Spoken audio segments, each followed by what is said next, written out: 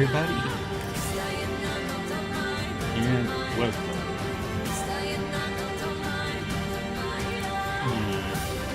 Welcome back to Ash of God's Redemption.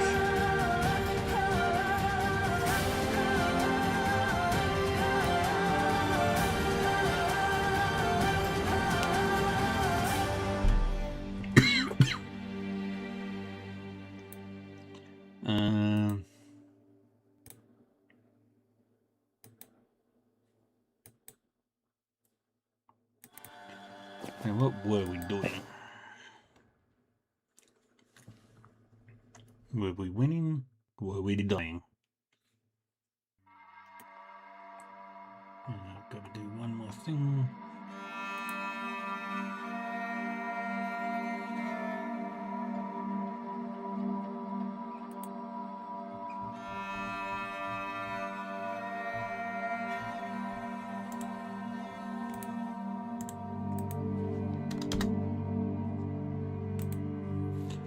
Okay.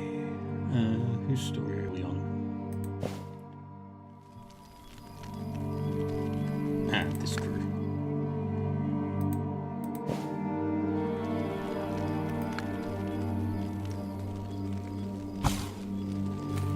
And whoops.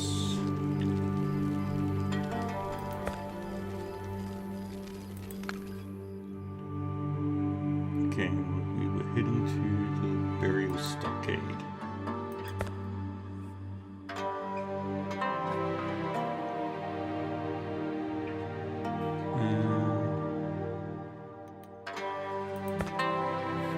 Let's take the perilous path.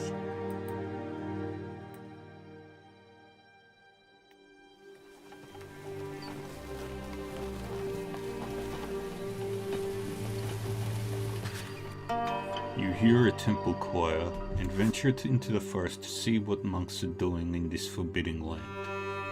An odd sight awaits you in a clearing. Several wandering monks, identically dressed, stand with their arms raised to the sky singing prayers.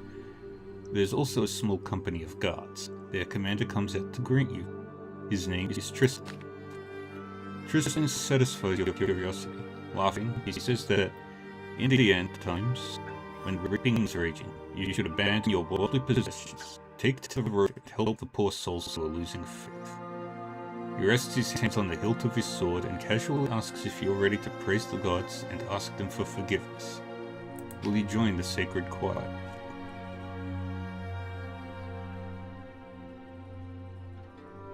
Vi whispers that the doctrine is considered heresy. The men you see are true lunatics who have forgotten scripture and the will of the temple. However, it's dangerous to turn them down. They'll readily attack you, for they fancy themselves agents of the gods. Vi offers to settle the matter. He claims that he knows what to say.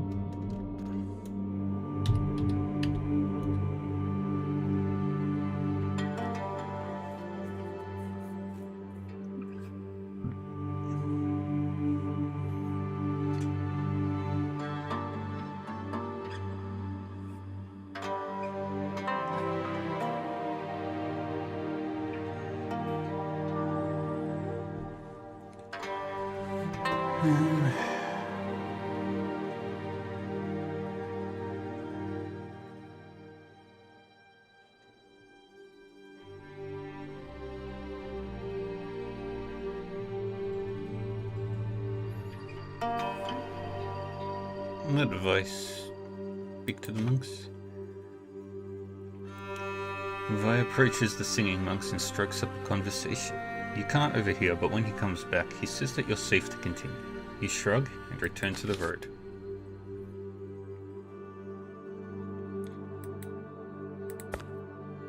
to the perilous path.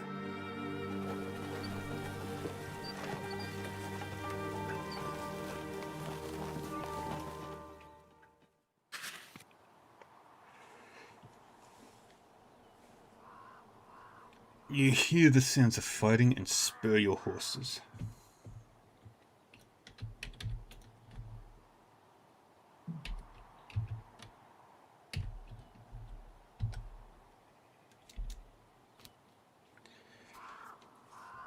After a bend in the road,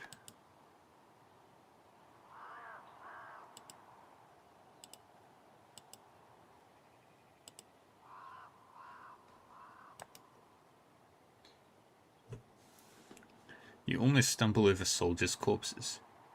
You see bandits taking a wagon off-road. They notice you, drop their prize, and draw their swords.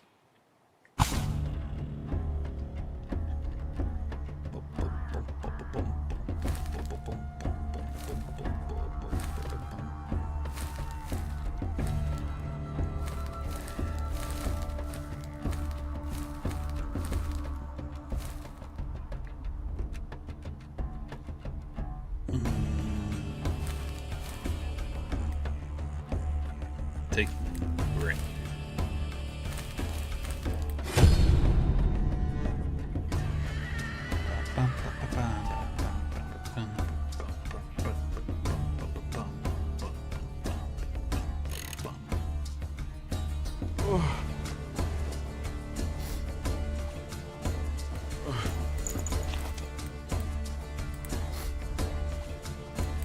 For this one. So.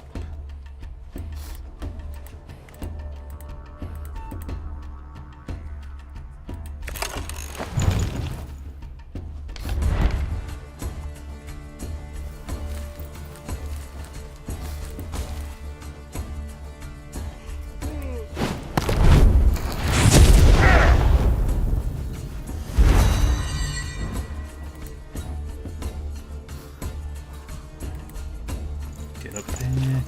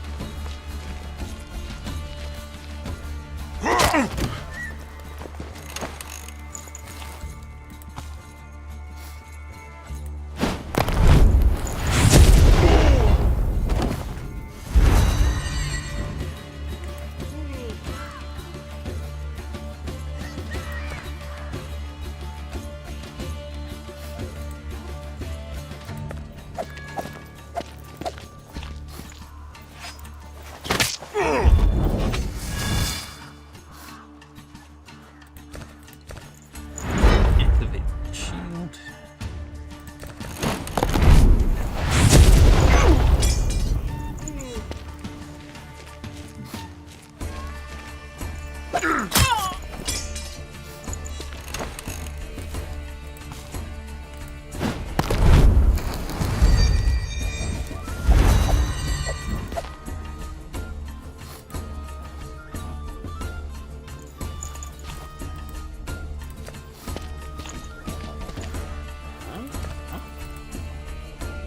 Activate shield. And this one.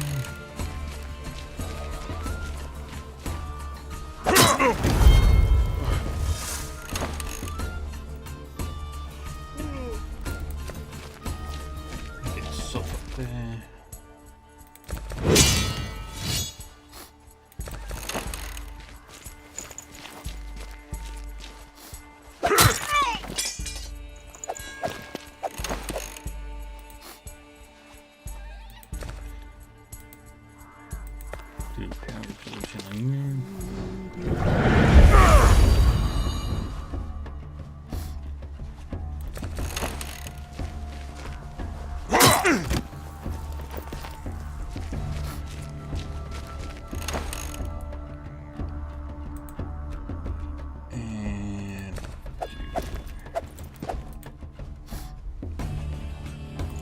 there.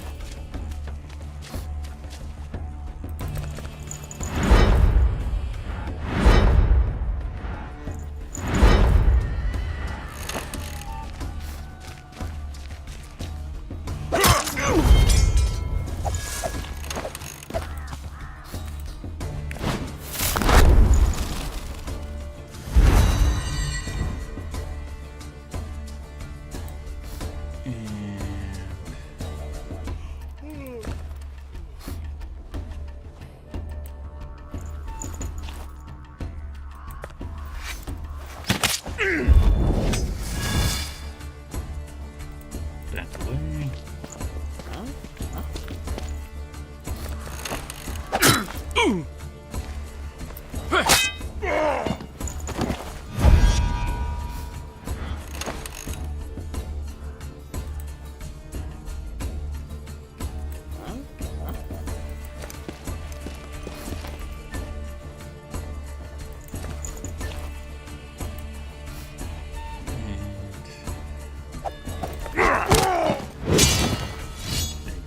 Guy.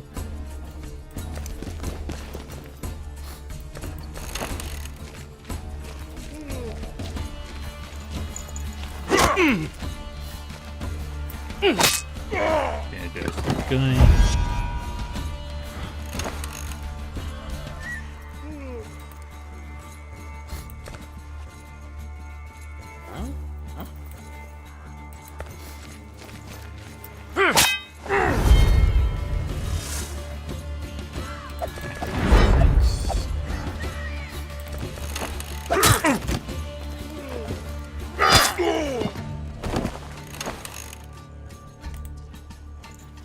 Then we do power absorption on you and win this battle.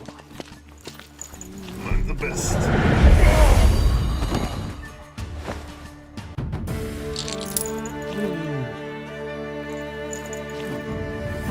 Reaping's breath, time acceleration.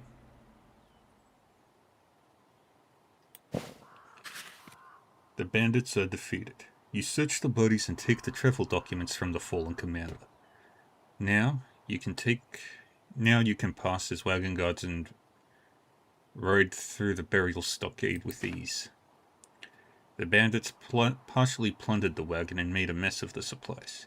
Is it worth the time to collect them?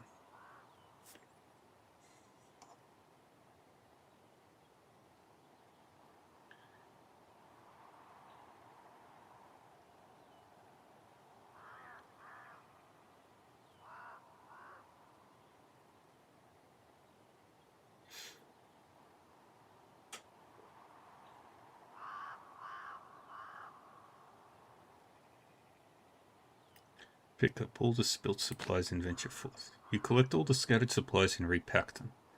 Thankfully, there were no accidents, and you can now continue your journey disguised as the wagon's commander.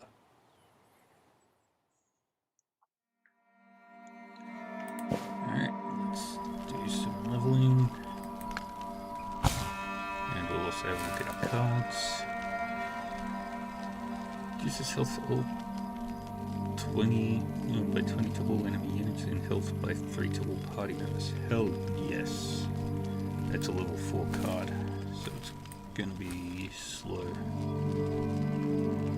Takes your party 4 rounds forward in time.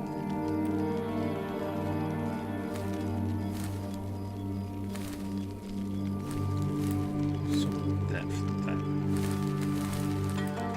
Okay, now we'll level everybody up.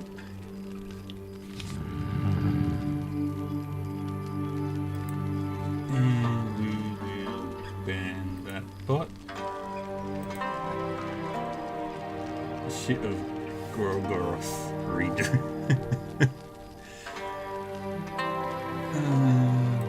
Lovely.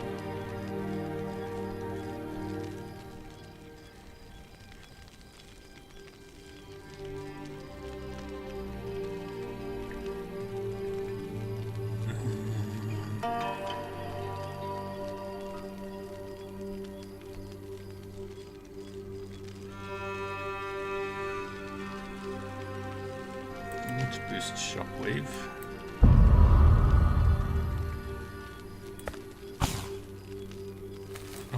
level 8 now? No, man. That's fine. Krieger levels up.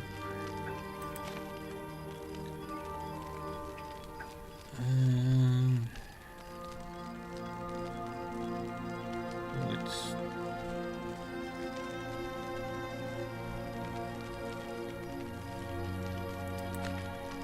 Fierce Strike.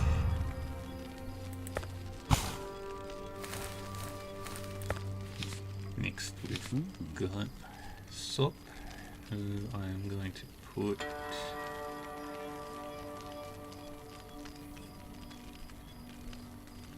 2 points. I'm going to put a point into walking. Fisk.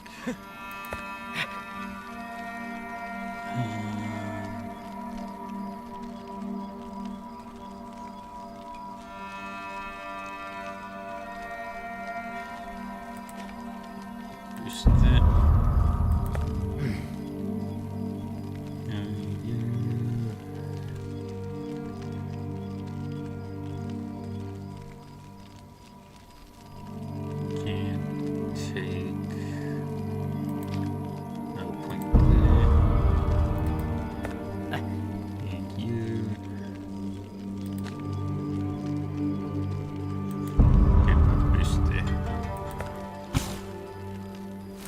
How are we doing?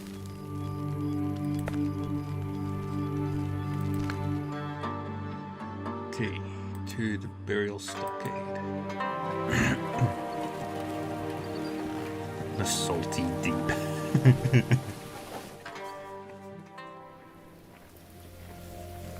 There's our gang. The burial stockade.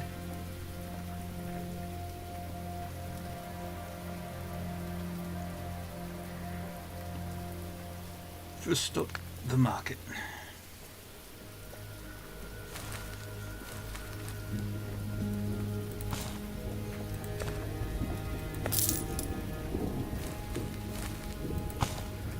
And we will be taking the Wildbearer's pendant.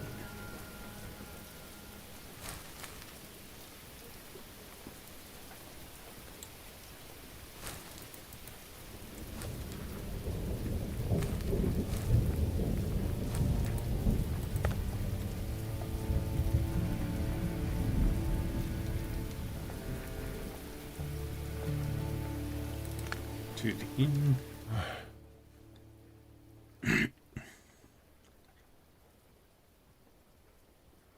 You came straight here when you arrived. You're staying for good, I presume? You think we'll drink ourselves to sleep? You're mistaken. We're no amateurs. Besides, we need to muster up some courage before heading into the wasteland. That's the road you chose, right?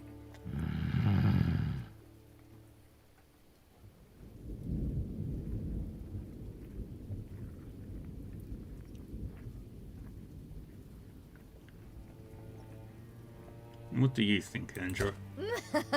How else, then? A detour?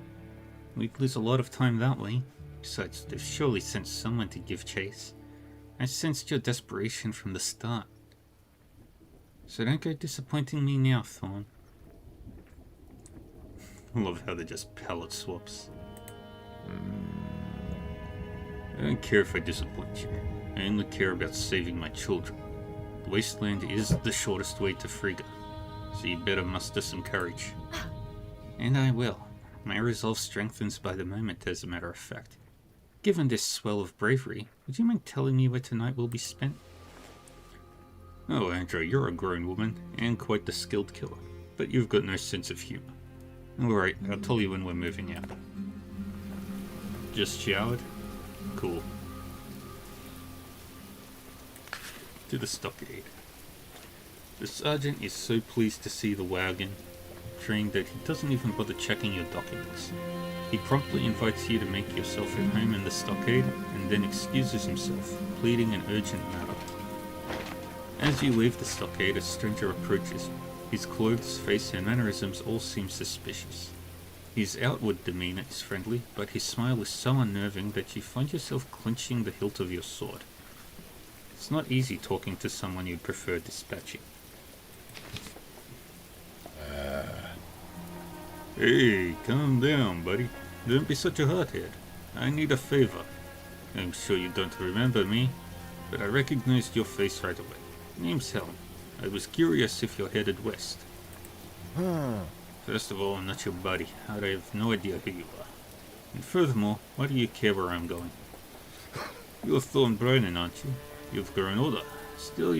But you're still as tough as nails. We used to travel together when I was younger. You've probably known thousands like me in your lifetime. I saw you and thought to myself, who else but Mad Thorn would dare cross the wasteland? Perhaps he could use a hand. Let's say I believe you and you do in fact know me. I can't say the same. Not to mention among the thousands who've traveled with me, plenty have been scoundrels.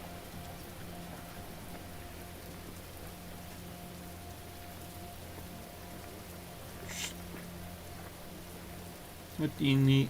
What's there for you in the West? It's war. Hardly a reason to rejoice, but for people like me, it's a kind of escape. Since I was young, I've only ever felt alive on the field of battle. To this day, I've mastered no art other than fighting. Have you ever made the effort? You hardly look like a schoolboy. I look like a common thug. That's what they say at least. But I am a good person, honest. Tried becoming a blacksmith. Wasn't good enough. Too complicated for a fellow like me. Never found anything else to pour my heart into. So you attempted one thing once and then gave up. Not very persistent, I see. And just what are you doing?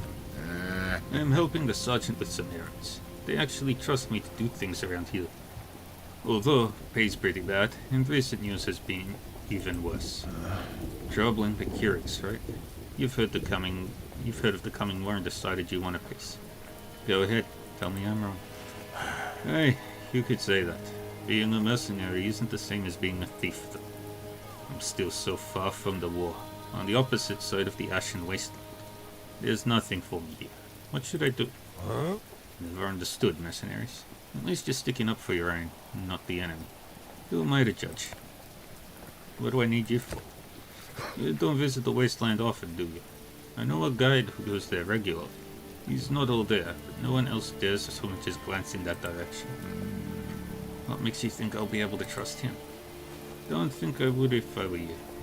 But I've seen him take people to the wasteland and bring them back alive too. Wouldn't you use someone like that? I could use someone like that if this friend of yours comes with you. I'd even tolerate your company. I have just one question. If you already have a guide, why do you need me?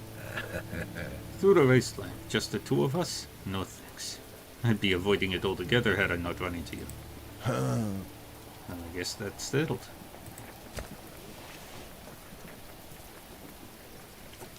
Great. I'll go tell Score, our guide. With you by my side, this trip will be as easy as falling off a log. You're not the first to assume I can get someone out of trouble. But I'm not your father and I'm not going to do your fighting for you. I am perfectly capable of cracking skulls, but it's important to have people you can trust. Nothing worse than being abandoned in the middle of a journey when things get tough. You're an honest man, that's why I took notice. Well, I don't remember you. I know nothing of your self-proclaimed history, honesty. Instead, I'll give you one warning. Make an attempt to trick me in any way and I'll take your head off. I'll let you know once we're ready to head out. Let's have a look at the stockade. Helm.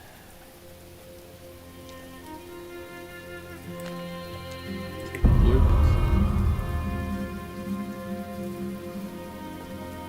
Destination.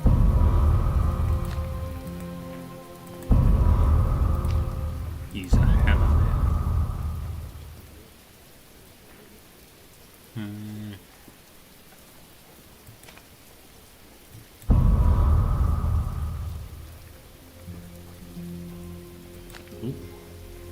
Stun. Yes.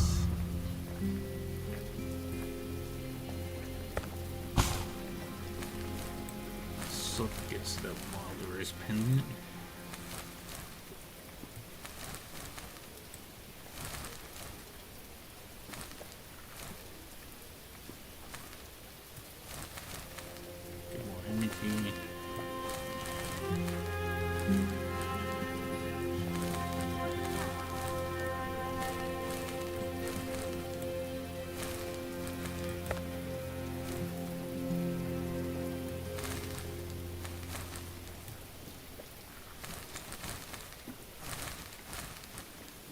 And yeah, we're good. Been to the market. Must check.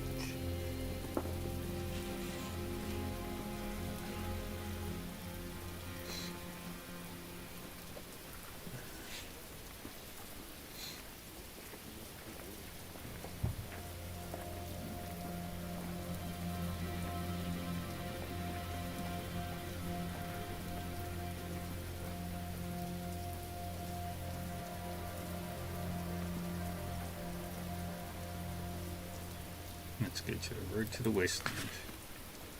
You gather your party and wait for Helm at the gate. To your dismay, he comes along. Where's that guide of yours? Did you just make him up? The mercenary scratches his head and looks at you apologetically. The madman's already gone ahead. We'll catch up with him on the road, once we get to the wasteland. You have to set out the guide or not. Well, alright, you say to Helm. But you're riding in front and to my right. Wait, the mercenary asks, confused. You give Helm a wink. Much easier to chop you to bits that way. God's help you if Score isn't waiting for us, or if he ends up being completely useless.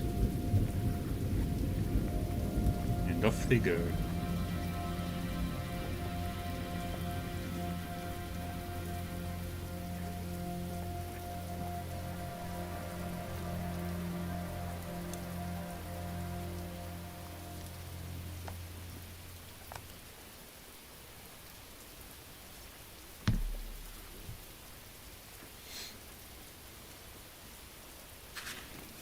Helm, did you not say we would catch up to the guide?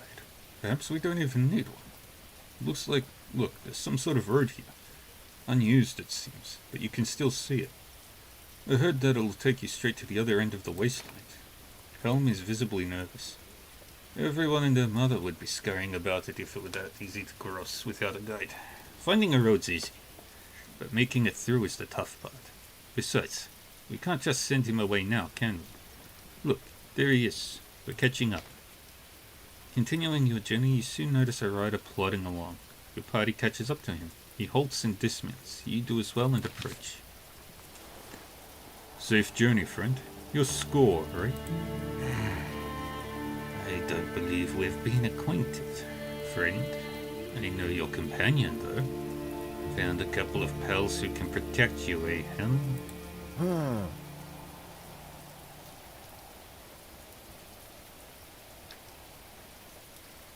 Everyone needs some protection. You're right. It's not really clear who's defending who here. May not even matter when worse comes to worse. We're not acquainted, but that's easy to fix. My name is Thorn Brennan, and I suggest you join my squad. That's a good suggestion. I need to cross the wasteland as much as you. I wouldn't I want to do it alone? And you're in need of a guide. They say it's not your first time here. What attracts you to this cursed place? What about you? I realize Helm wouldn't bring murderers with him, but still. Hey.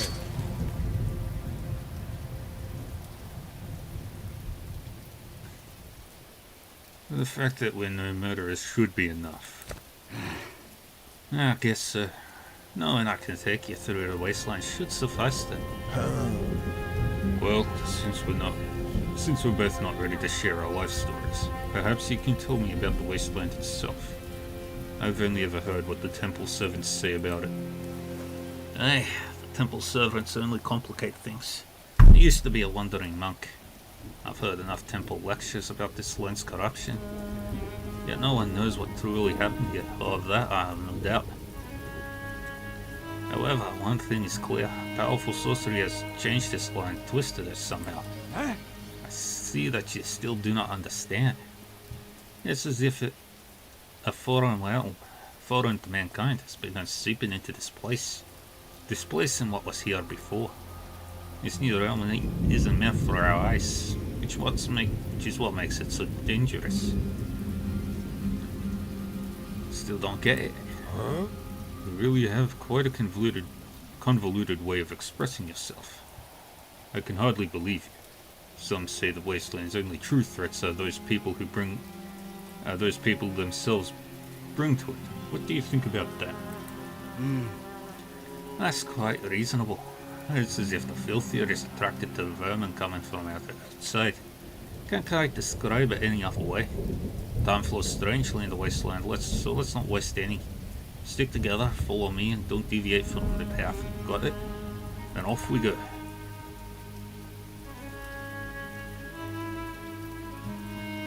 And on the road again.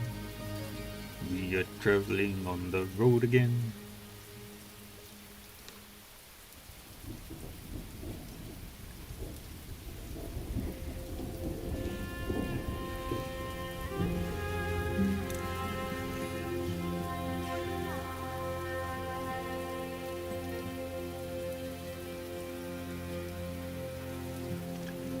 Let's see. I think that's Krieger in the middle. Vi is on the third horse.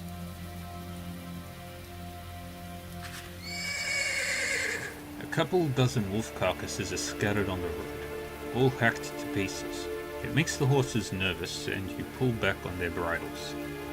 Wading through the carrion, you find a couple of dead enses. This can't be good. You travel half a league before reaching an intersection, and are ambushed by white-masked cutthroats. It's clear that the enemy does not desire a peaceful resolution. With nowhere to run, a fight is inevitable. Score glances at you, nods at the enses, and steps aside ostentatiously. As a guide, he clearly doesn't view fighting as his responsibility. You'll have to deal with the problem yourself. Level up Score.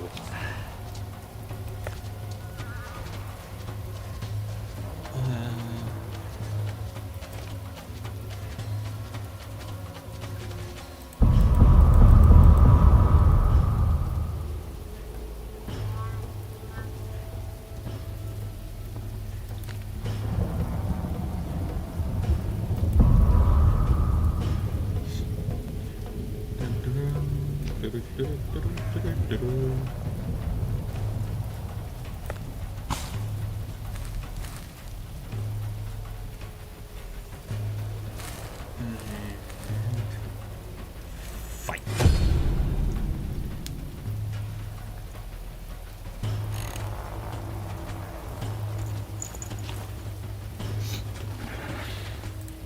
Begin.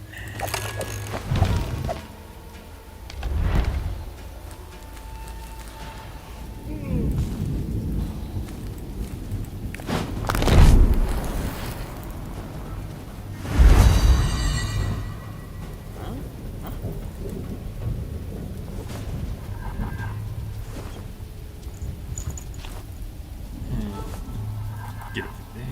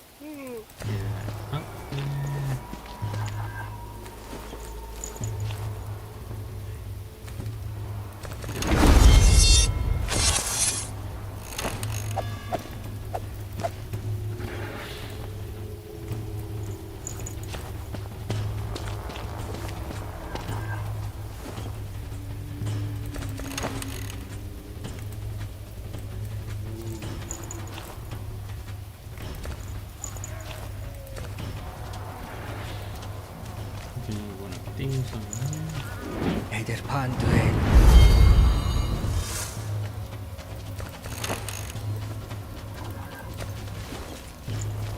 where those supposed to swim sub for.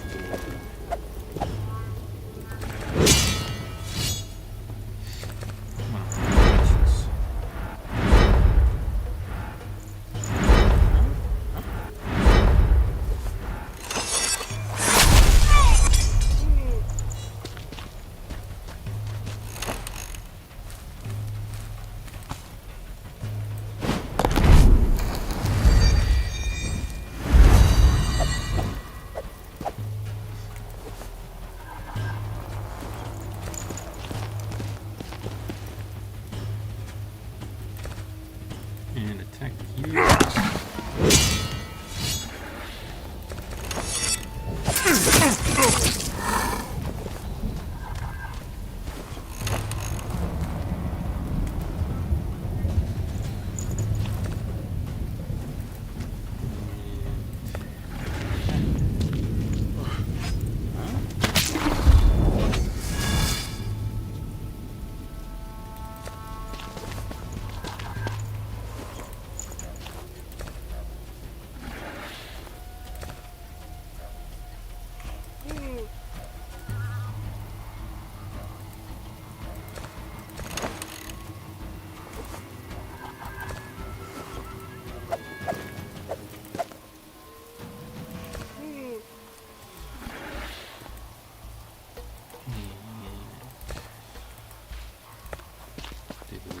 To you.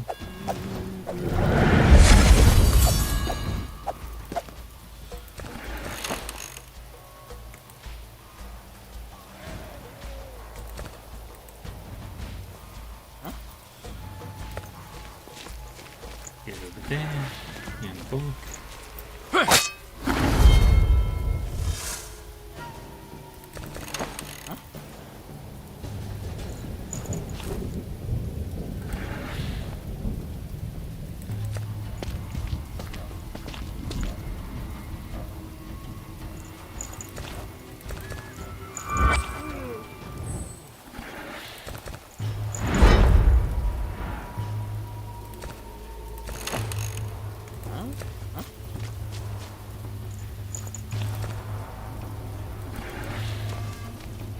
Eder Panduel.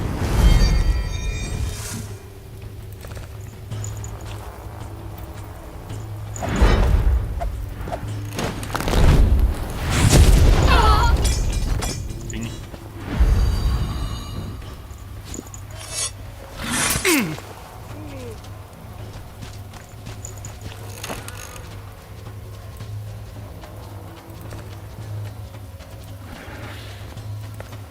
Get over there.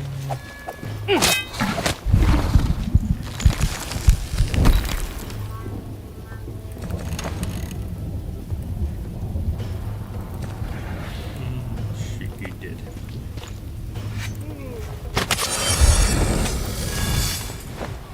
Come on.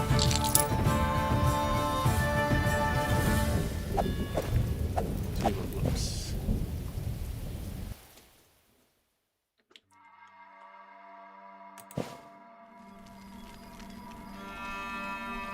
Conversations.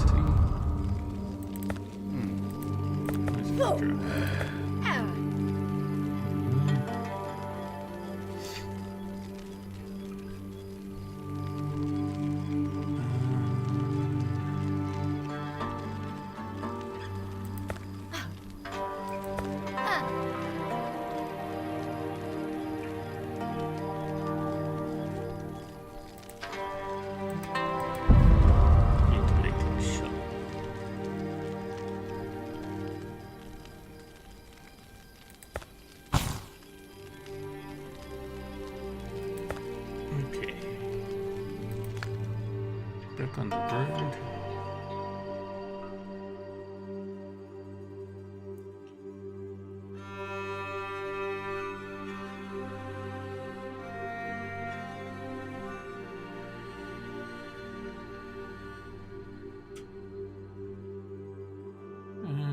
Let's follow.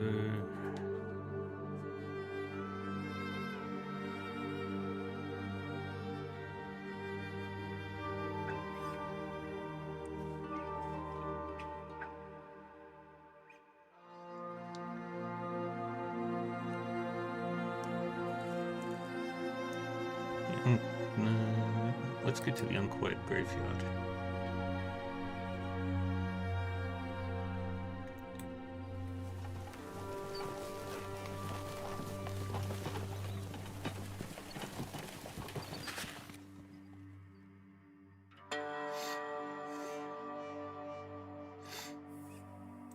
You see the silhouette of a traveler in the distance and grow suspicious. Few risk traveling the wasteland, even with guards, and someone traveling alone and on foot is truly a rare sight. Could it just be another one of this enchanted place's illusions? It wouldn't be wise to leave the road. It'd waste time and you might even get lost and never return.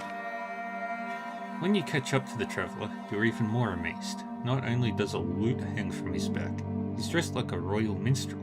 Unless it's all an illusion. But what's he doing in this cursed place? I bid you welcome, he says with a smile. My name is Kessler, and I must admit, I'm lost. Would you be kind enough to help me? Kessler just shrugs. I can't say for sure, but I think I made a bet with some other minstrel that I could cross the Ashen Wasteland on my own. I was drunk. Who knew this place would be so wicked? And boring. There aren't any taverns out here, and I'm all out of supplies. Will you take me with you? You can't help but feel suspicious of the encounter. But it might also just be stupidity and blind luck. If Kessler is telling the truth, you can't leave without help. If he's lying, you can always just leave him on the road.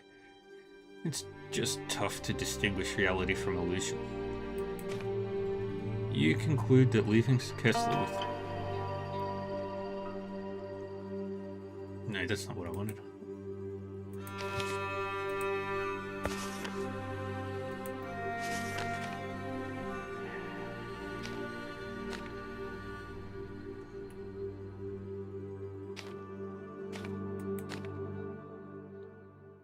Is it that one?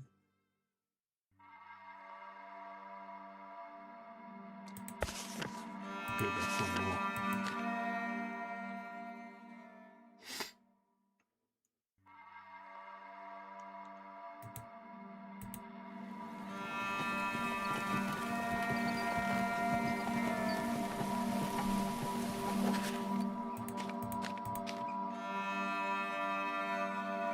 Take the minstrel with us. We decide that if there's even the slightest chance that Kessler is real, leaving him without help would be inhumane. You allow him to join you, but tell him that you're keeping an eye on him. Kessler agrees to all of your conditions and merrily joins you. When you camp, the minstrel offers to play his lute in gratitude. You nod absent-mindedly and Kessler starts playing. The music lulls you to sleep and you fall to the ground. Kessler's sleeping spell lasts for an entire day. Despite having been put to sleep with a spell, you wake up well rested and in great spirits. Some of your supplies are gone, meaning it's likely Kessler wasn't a mirage.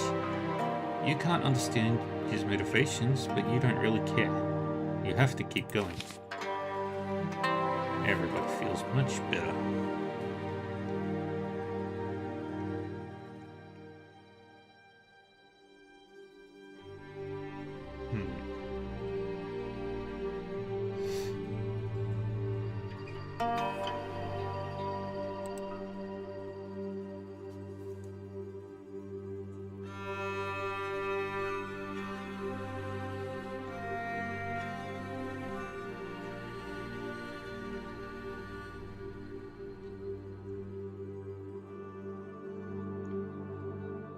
Let's go to the bottomless well.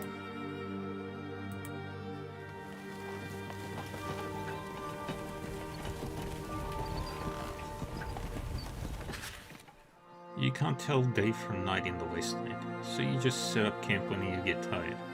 Your companions station themselves wherever they can. Some of them rest, while others work. Score sits in the distance and starts writing something down, parchment on his lap. Suddenly you all hear a wolf howl. Your companions spring up and look around, but the guide remains unfazed. You decide to break the ice and talk to him. Score sees you, hides his notes and stands. It's like contempt has been glued to his face. He remains silent and waits for you to start talking. Don't you hear the wolf howling? The beast is probably following us. Regardless, it's still headed west. War delivers corpses. A feast for wolves approaches. The only one thing puzzles me. Is someone calling them, or something? That's simple. Death has its own odor. Not the one that comes from rotting flesh, but the odor of a soul ready to leave its body. It's the odor of primal fear that the beasts smell. I understand. It's probably not an odor. It's like a heart attack. A sudden fit of pain you don't get the reasons behind. But the beasts feel it nonetheless.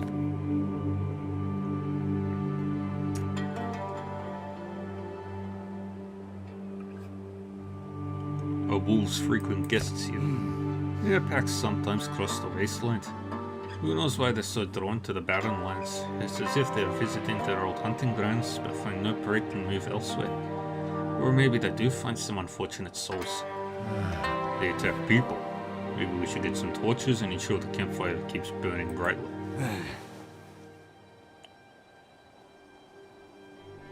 Usually they don't go anywhere near the path. They should be scared of fire too. However, there are more of them now. A lot more. So what are we to do if they attack us anyway? The main thing is that you run faster than at least one of your companions. And don't leave the beaten path lest you provoke them. I suggest you pray too. Maybe the gods will hear you. Hey. I gather you want one to sugarcoat the state of affairs, Score. What else is there to be wary about? Yes, travelers like us. Well, if the temple scrolls are to be believed, abominations can also manifest there during the reaping. I haven't seen them myself, but I noticed some odd footprints on occasion. Why would Ences be there? Not a man here in sight. The exception would be the one in Opakam, but it's lost its power. I heard there used to be a menhir here.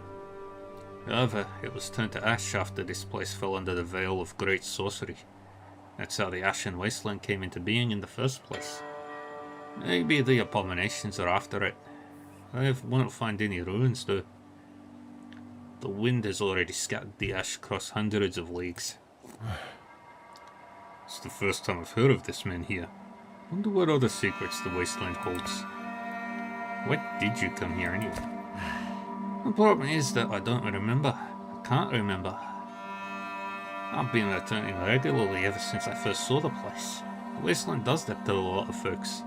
Something's on the tip of your tongue, but it's like the words are stuck in your throat. It's the same for me. Don't look at me like that, I've been here before. We passed by with the squad for some reason. I don't remember it though. As for the feelings, you're right. They're really familiar, I only just remembered them. This place is dripping with magic. No wonder everyone stays away. Some say that you can even meet death itself here. All lies. However, if you ever experience death of someone close to you, you may find them here. It's not exactly real, more like a phantasm. Maybe they'll even impart some important knowledge to you. Just don't forget it all if they do. I always carry extra parchment and quill for such occasions. Much more reliable. Here I am, looking around and realizing that I don't want to remember any of this. Everything is so bleak, so hostile. I thought that way too, but then I started coming here again. Read everything I could about the wasteland. I've combed the temple libraries, came up with nothing. There's one little I just wasn't able to solve. Still, I still feel like I'm on the verge of remembering something vital, but I can't do it.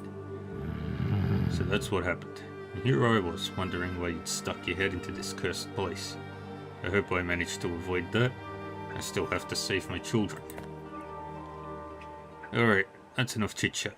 We've got a long way to go. A bright idea for once. We still have a ways to go. If we want to leave this wasteland using this road, there are folks out somewhere around here too. The path you take is of no consequence though. You'll inevitably emerge at the Marsh Watch. Hey. And how do you intend to go back afterwards? Don't think many share that sentiment. I'm still thinking about whether to return at all. You were an odd one, Score. You're quite bold, even though you're not a soldier. Still, I do not think this place will relent to you. And I'm not planning to give up either. Let's take some rest and continue on our way.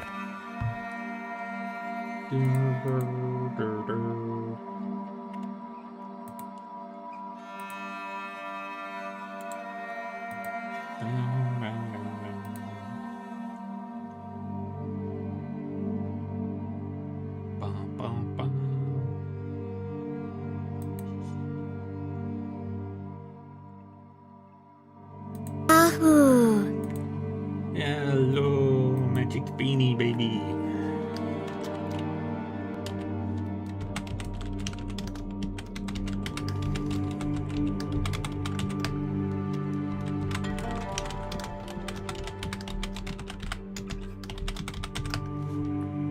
How are you all doing?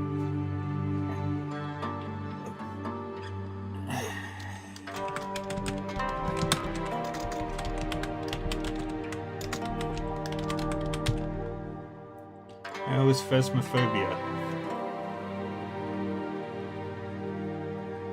Sleepy? I know what that feels like. That's my constant state. Speaking of sleepy, I have chocolate.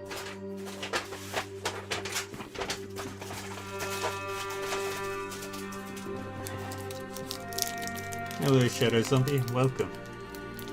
It was fun. First time playing it in a long time. Awesome. Oh, so good. I love chocolate. Yes. Welcome everybody. I am Dark Reaver 40. The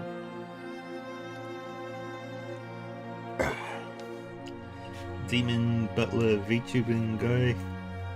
I like to play a whole bunch of different games. For the most part, I play a different game every day of the week.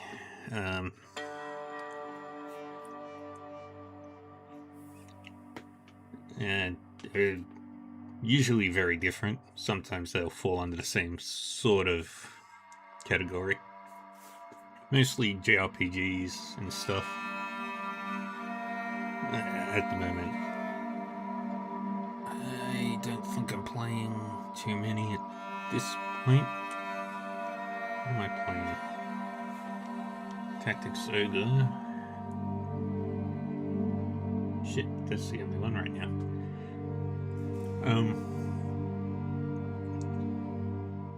Right now, playing a game called Ash of God's Redemption, and it's not an easy game, but it's pretty good. Get a very strong Banner Saga vibe from it.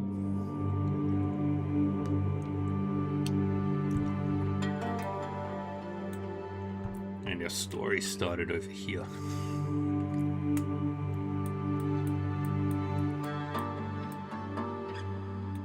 And where else did it start? I think over there.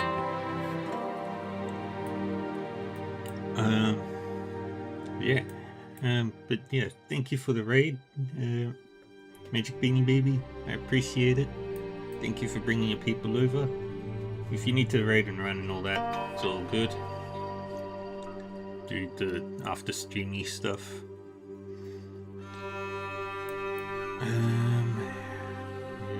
What was I doing? Right. Choosing my path.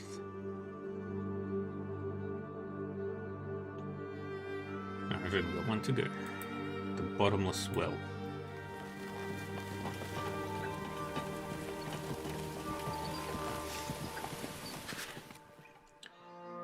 Riding across the ashen wasteland, you notice a man sitting by the side of the Forsaken Road. You swear that a moment ago there was nobody in sight, yet here he is. Laid in front of him is a piece of weighted cloth weighted down by various objects. The man sees you and laughs. "Hello, traveler. My name is Pav. Please peruse my wares. You might find something to your liking." You start to feel uncomfortable. Meeting a smiling merchant in such a place isn't just rare, it never happens. Either he's a sorcerer, or the powers of the wasteland are playing tricks on you.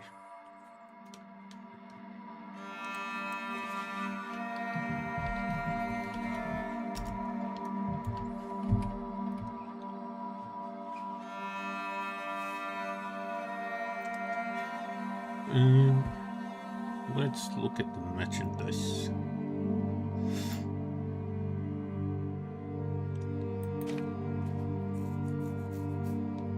What are we getting? Let's buy the Strix earring, because we need those. And we'll buy this. Once you've looked at the goods, Pav trills with laughter, claps his hands and vanishes without a trace. The grass where he sat isn't flattened. Shivers run down your spine. You try to put it out of your mind. This storyline is really interesting.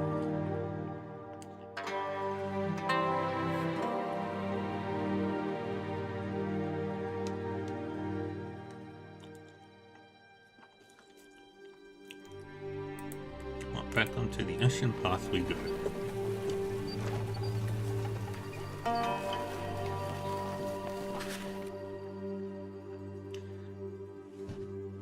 A girl by the roadside attracts your attention. She looks strangely anxious but doesn't try to run. Intrigued, you dismount and try to approach her so you can talk to her. But whatever you do, you can't get near her. She's not moving, but each step forward seems to take you further away from her. Bewildered, you can't understand if this is one of the Wasteland's evil tricks or a serious warning that you need to understand. You can't just stand around all day. You must make a decision.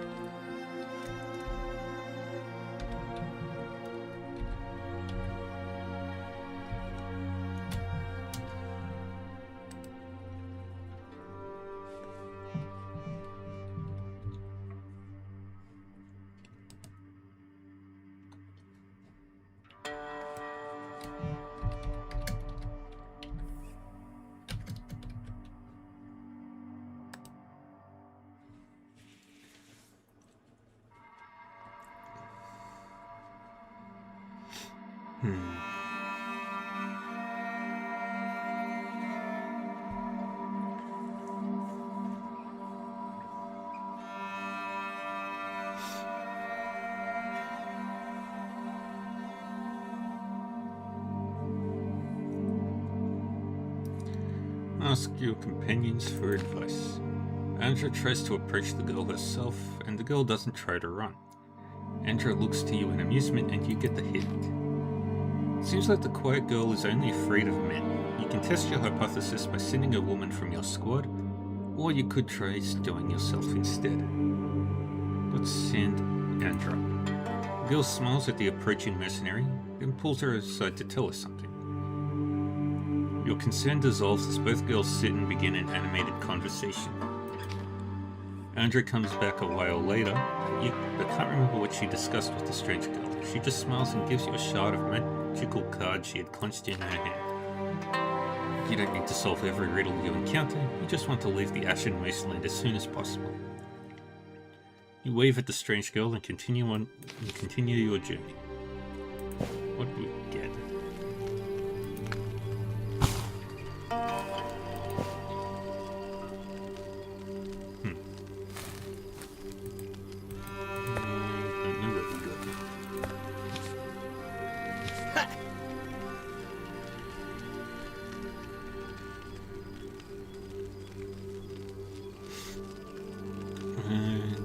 gremlin gets a level up.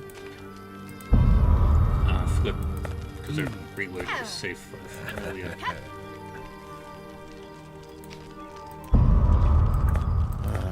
I don't think anybody else levels up. We won't break into the fight there.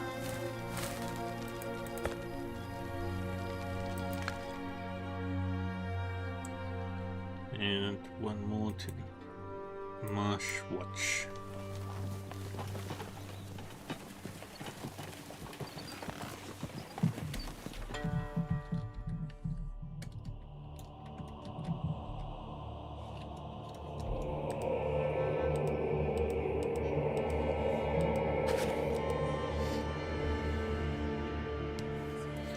It's as if you're consumed by darkness.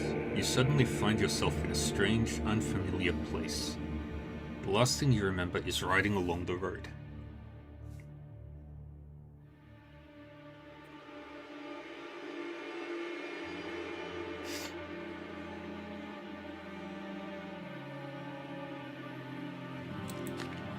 The Burgomaster suddenly appears from the darkness before you.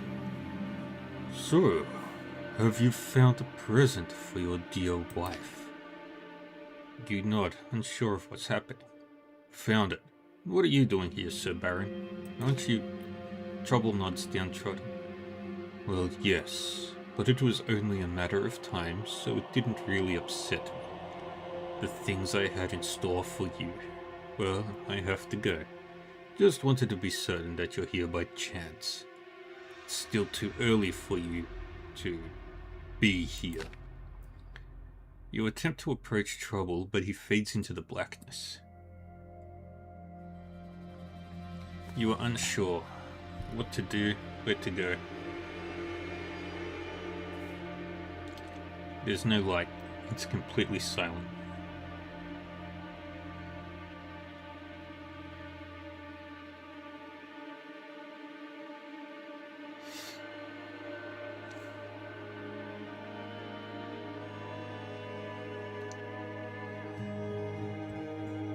Let's go left.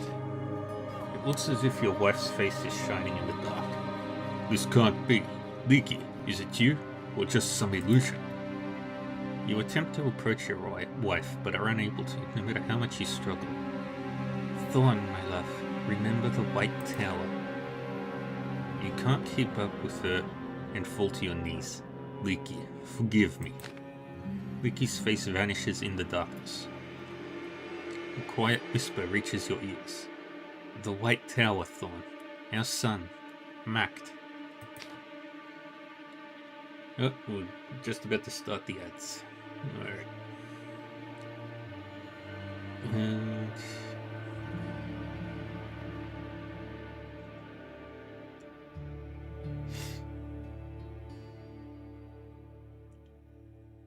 Alright, we'll just wait for the ads to finish. Then we'll get back to the story.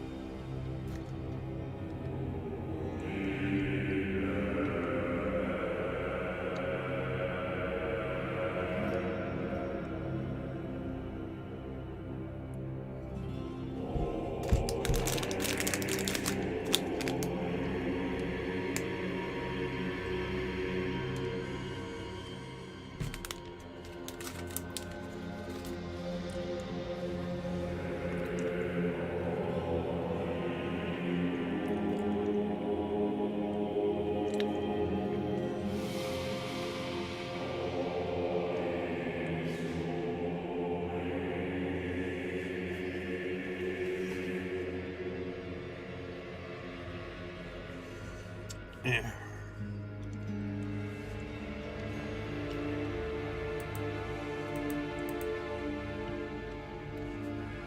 Bum.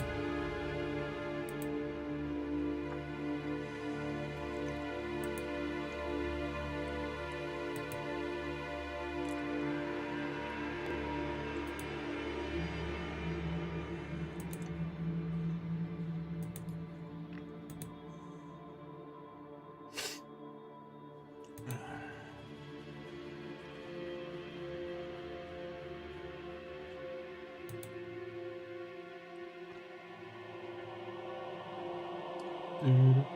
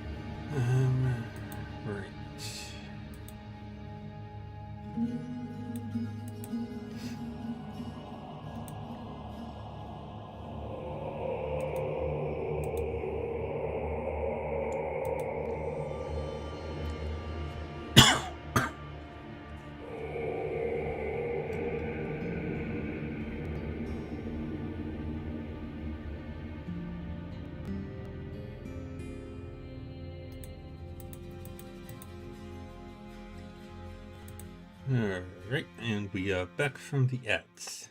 Yay! Let's go forward. Hey, anyone here? You yell into the void. How do I escape this darkness? An unfamiliar shape tears through the darkness. Who are you? He hounded by curiosity. Who are you, stranger that dares come here? Show your face. You squirm in unbearable pain and scream at the top of your lungs. Gasping for air, you catch your breath and open your eyes. You awaken in the wasteland. It seems like the dream only lasted a moment. Your companions seem oblivious. You decide not to share what you've seen. Besides, the wasteland's edge and the Marsh Watch are on the horizon. You have enough troubles as it is. Perhaps Score knows something. He's perpetually suspicious after all. However, he's kept his questions to himself and you don't exactly feel like sharing your experience. Hey, Grumpy. How we doing?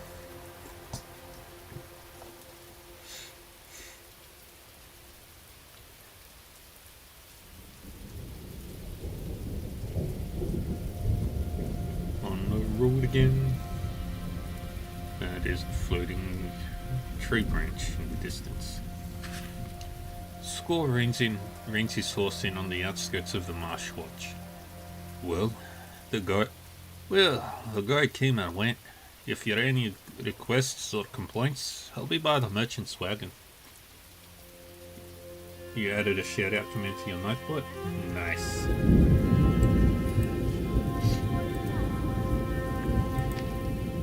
In order to avoid unnecessary contact with the local guards, you seek refuge in a hut somewhere on the outskirts. You eventually find a remote dwelling. Several thugs are noisily trying to kick the door down.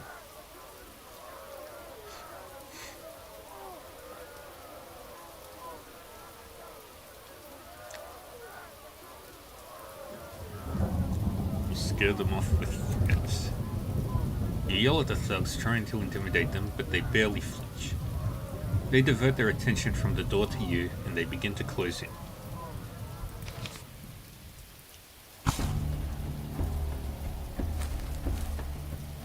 And we are happy with what we've got. Fight.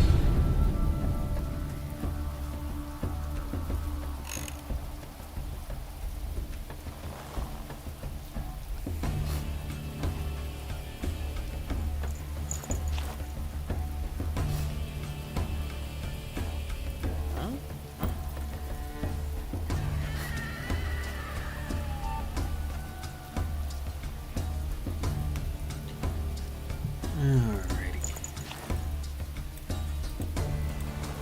Full mix. You get there and get there.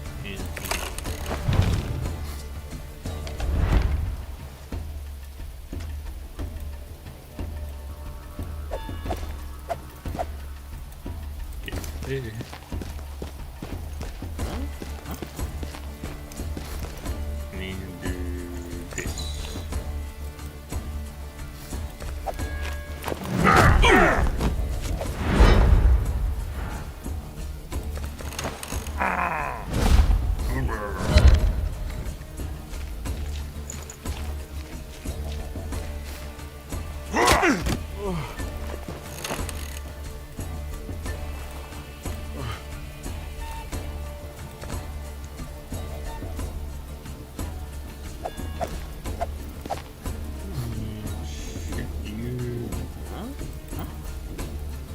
Heroically in the back.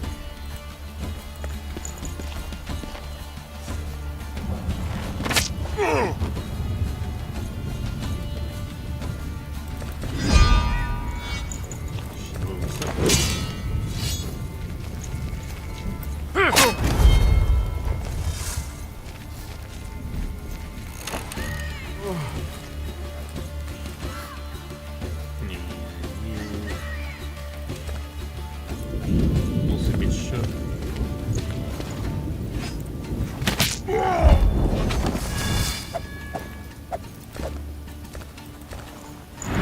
Shields up.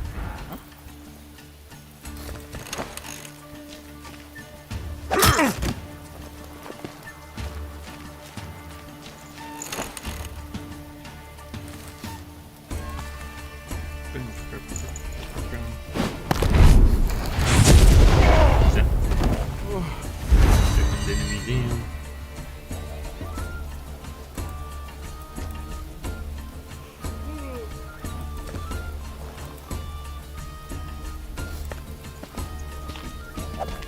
Shoot you. Shields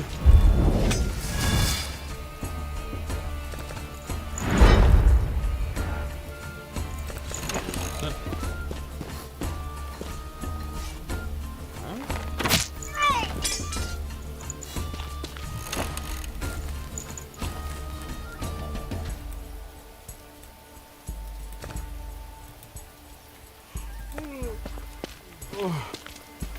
Take away your energy. Good.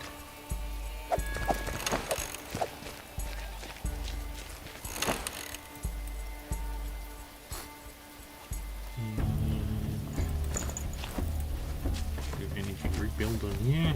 Ederpan duel.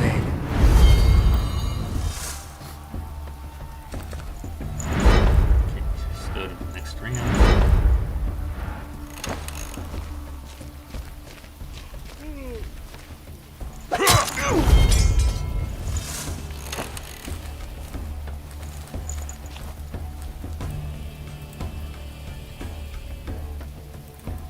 Right there.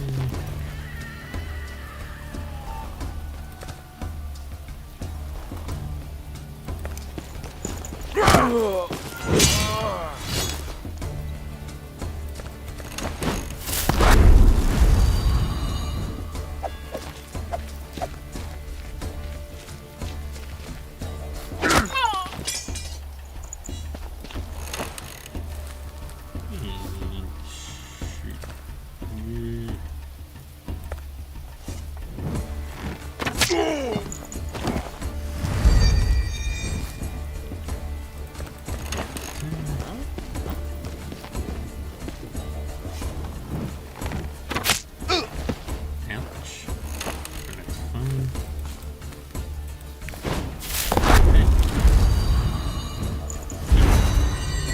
Everybody.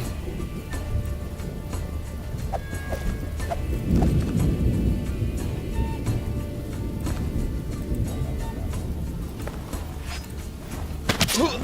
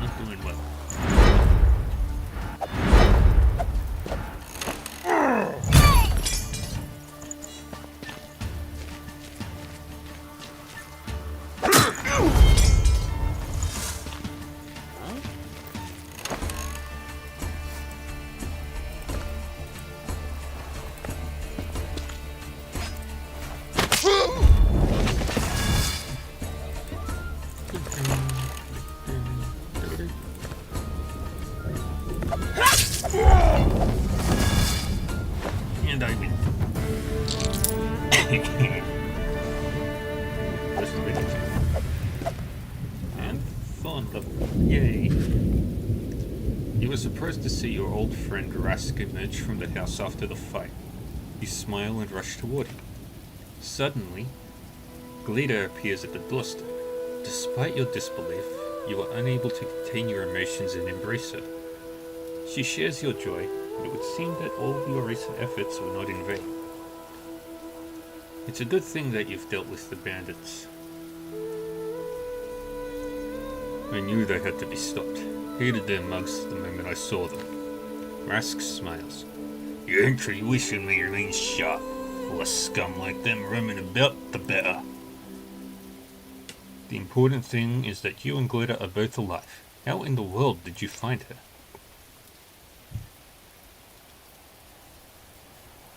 She was the one who found me. 2 women, an older one named Chila and the younger one, Philia, brought her to me. They told me to wait for you, so I did. Now, I need to head to the stockade on urgent business. Find me there later, alright? You nod, then remember something. I have no desire to butt heads with the local guards, if I can help it.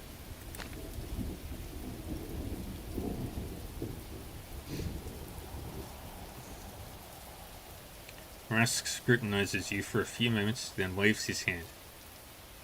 Introduce yourself with an alias and tell them you came to see me. We'll sort out the paperwork later. I don't even remember how I got here, if you can believe that.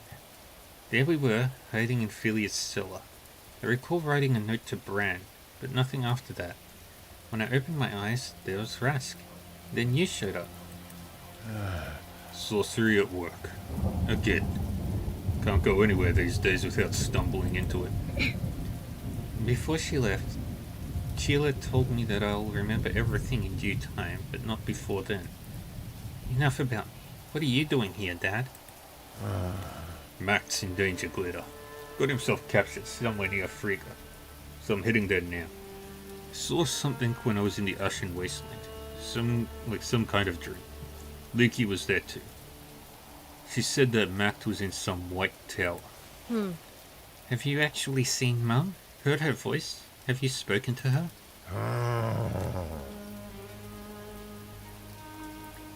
Yes, and it's probably something you should heed. Ye gods, Dad, I want to visit the Ashen Wasteland too, at least once this is all over. That's a bad idea with worse consequences. I think you'd be better off visiting your grandfather. The only way I'll go see Grandpa is if somebody ties me up and throws me in the back of the wagon. Or if you and Mac to come with me. Your choice. Hey.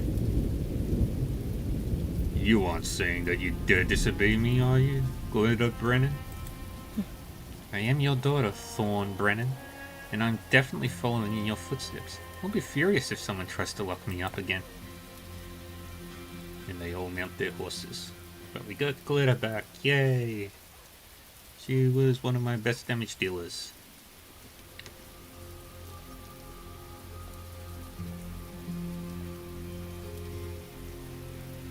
I think I'll swap out one of the twins for her.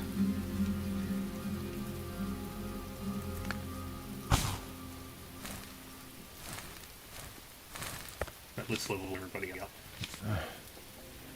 Okay, you, Thorn, can take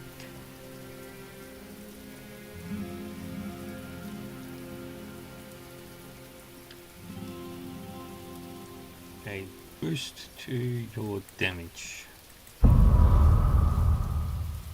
20 damage is really good. Gleda gets a lot of points.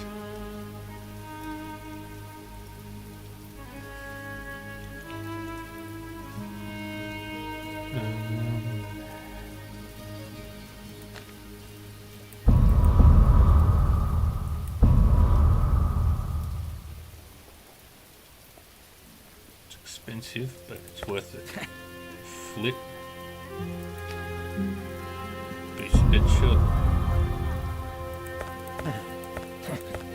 And now twins. Fluster. Get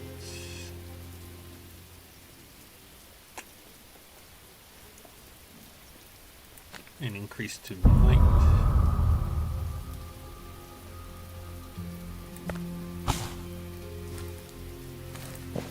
And energy surge increases energy by 17%. And it's a level 2 skill. No.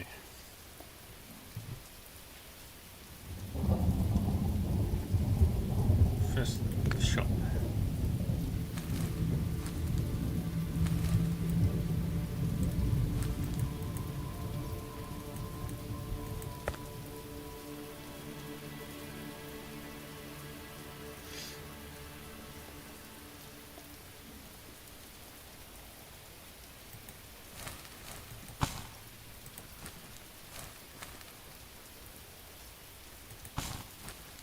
Menhir shard will be very useful.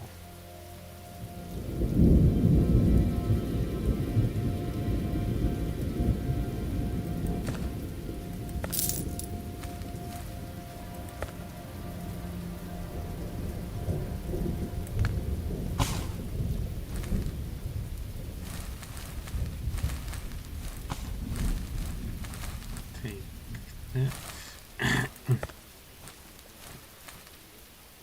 And take that.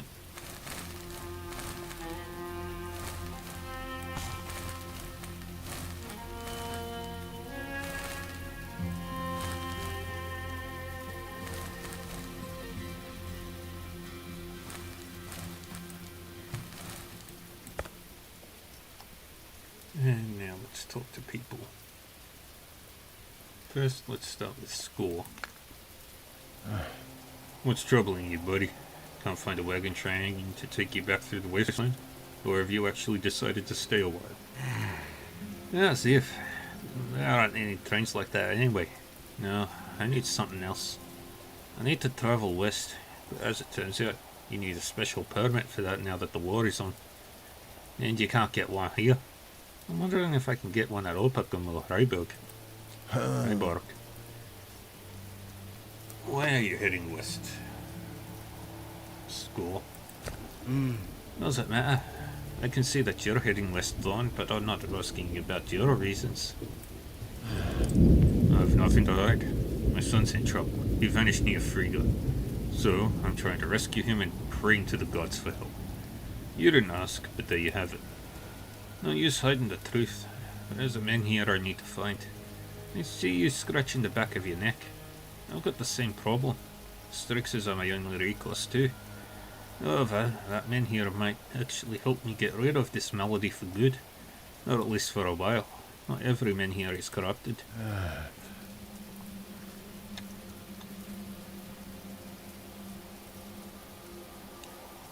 Couldn't bear to stay home? I'd be happy to stay home and sit on my ass. Before raping, however, an old hag turned up at my shop's doorstep. She made a ruckus and accused me of casting spells without a permit. So I had to run away, and then this whole mess started. And you're telling me that you've never dealt in sorcery? I suppose you arrived near the burial stockade by chance, eh? Then you, without intention, wandered into the wasteland. You expect me to believe it's also a coincidence that you headed west as well? I didn't say that. I had to dabble in sorcery at some point. That's why I had to leave the monks. No point denying it. I don't really believe in coincidence though, especially considering your daughter's stone bracelet. The old hag had the exact same one. I have one last question. I'm glad we're finished. We've wasted too much time on idle chatter. Will you accompany us to Frigga? So as everyone runs east, you're heading west. If you travel the same path, so the ones who do should be considered valuable assets. You need someone you know well to accompany you. Don't leave anything to chance. That's right. Weren't you heading in the same direction though? Your words are ringing true. I mean, I'll follow you to Frigga and beyond. Having someone like you by my side is the safest choice during such difficult times. You think thugs will scatter in fear at the mere mention of my name? Doubt it. Good thing is, Someone like you won't stab me in the back. Tell me when you're ready. I have some unfinished business here. Now let's talk to Helm.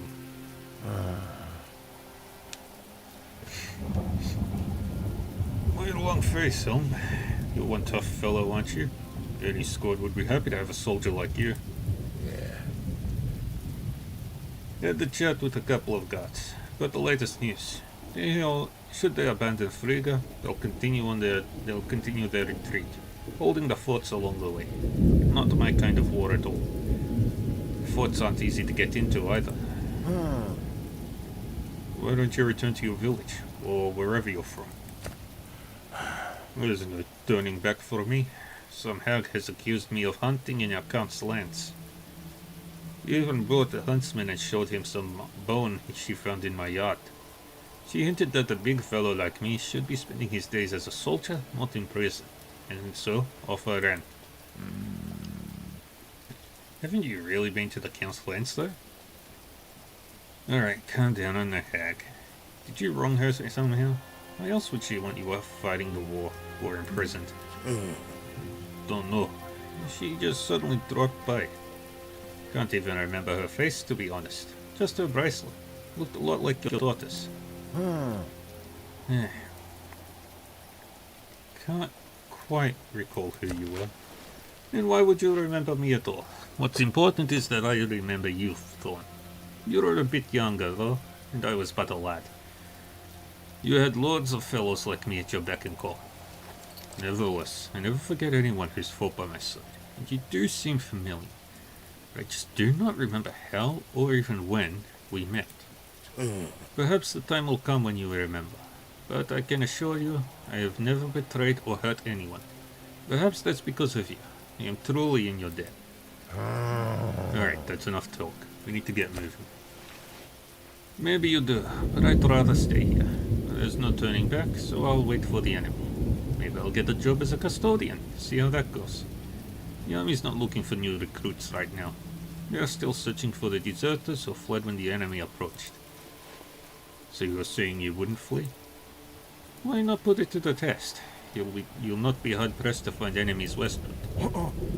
Test you I will. Seems like you've got enough muscle and some useful skills that I won't turn that down. We really do need help. If you're still up for it, then get ready. We're moving out. Rask.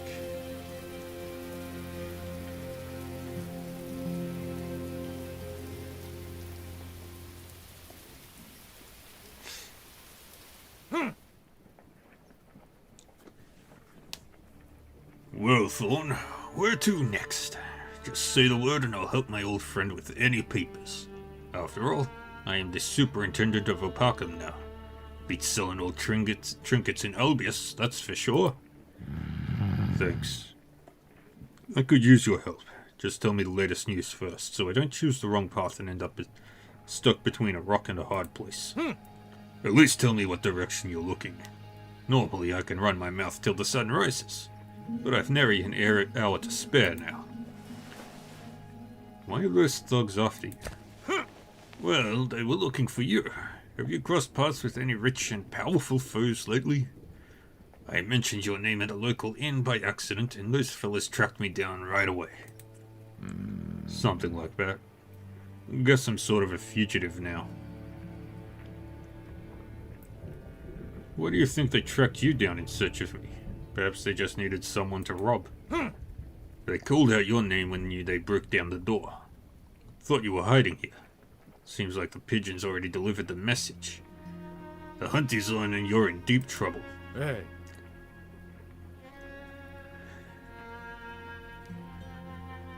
Are you in a hurry?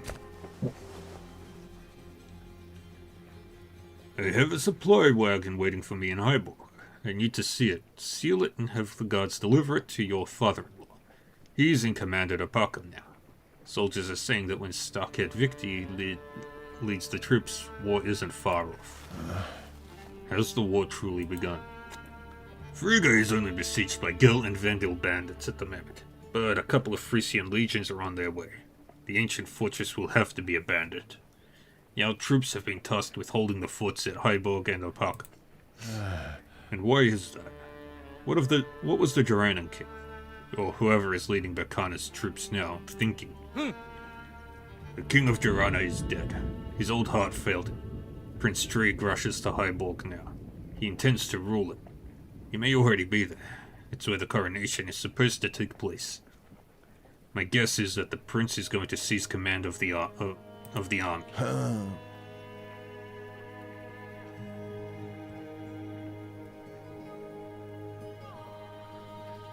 Don't you want to know anything about a white tower? Do you know anything about a white tower?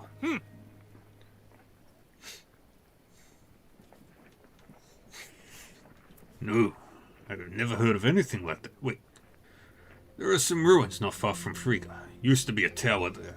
The White Tower, people called it. I'll mark it on your map.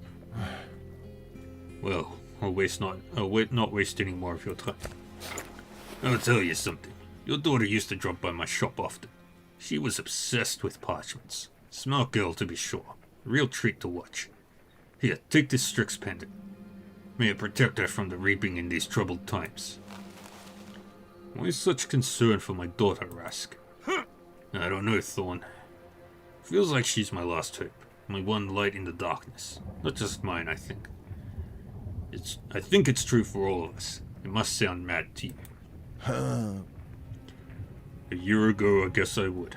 I have no desire to argue now. Don't forget your papers. No traveling without documents these days. They'll impel you with their iron rods first and ask questions later, if they even bother asking any.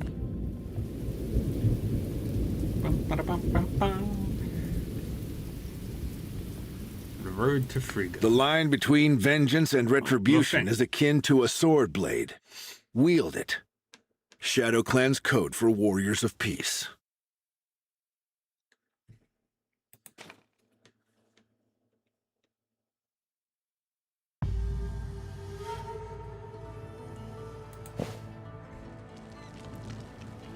Oh, good. All the girls to talk to. And all the level ups.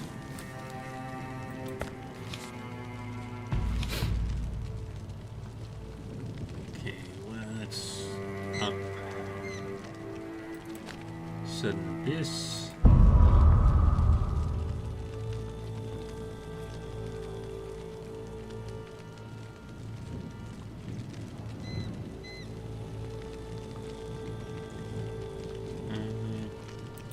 Don't be a gaze.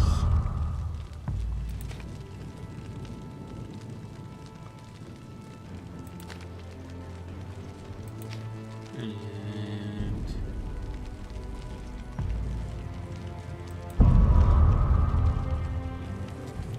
take that. Read. Take that. Hey, Inogard, how we doing?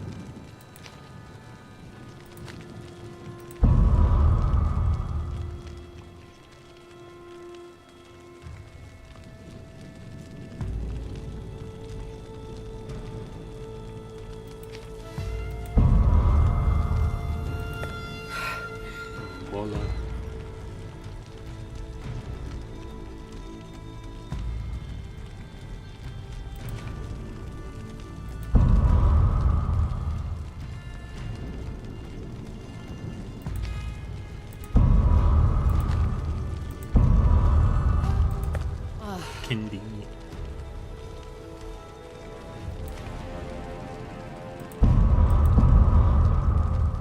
Reduce all the defense.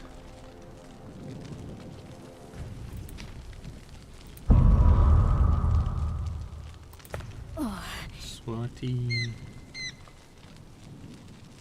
Delete.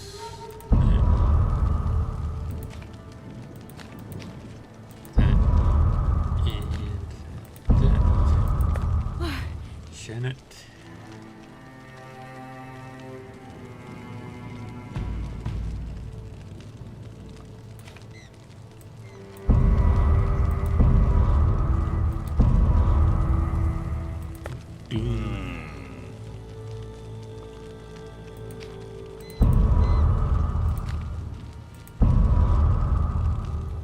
And roll.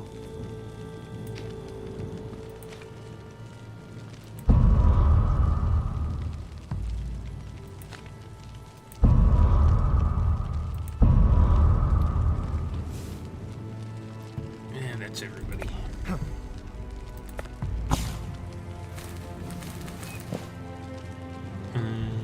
Let's take that and put it on the drain. Hey! Now we'll talk to everybody. Let's start with Kendi. Why are you going to Bacana and not Vandalia? Huh. What's in Vandalia for me? I'm Frisian despite the color of my skin. My grandpa was from Baldar. And you know what happened in Baldar. Your fighting style is unusual for a Frisian. I didn't learn my skills in the army. I fought in the temple arenas. I wasn't a lone icon. Believe it or not, the temple harlots are allowed to do many things, especially if we disguise our whims with levity. The price of my schooling was real, however. How did you manage to escape the ranks of temple harlots? I gambled, defeating 5 temple servants and winning my freedom. They wouldn't have honored the bargain. But it just so happened that the Primarch was looking for a reason to take them down a peg. I had obliged. How much did you bet? Where did you get the money? Huh. I didn't have any money, so I bet my life. Agreeing to be tortured on top of it all. The temple servants sharpened their knives, fighting over who'd get to peel off my dark skin. What got you into trouble? Love did. Take it or leave it. The temple issued me a bodyguard's license. I was quickly hired and my client started humping me straight away, and I, fool that I was, grew quite fond of his wife. So I put up with him even though I knew he'd end up paying for it. The heart wants what it wants. Ah, you can tame the heart. I just didn't want to. I grew too comfortable and soft. What good would another stinky hog do me? Especially after all I've been through at the temple. His wife betrayed me. Turned out that she just wanted to get back at her hubby for favoring me over her. And she got back at him. Looks like it. She arranged for him to catch us together. The rest is simple. Anyone tries to kill me, I defend myself. His wife is a rich widow now, and I'm here. Even though I could have ended up on the rack. Still. Are you of Vandal or Frisian faith? Huh. Neither. I believe someone watches over all people, but without a specific purpose. God or gods don't care about us. It'd be even better if they forgot about us completely. You're a free woman, I see. I've always been a free woman, even though I had every orifice subjected to the temple's lechery when I was young. Nice talk. I want you to know that I'm relying on you, Kendi. Huh. Whether it makes you happy or not, I rely on you too, Icon. It's nice to work without the usual sniveling and whining.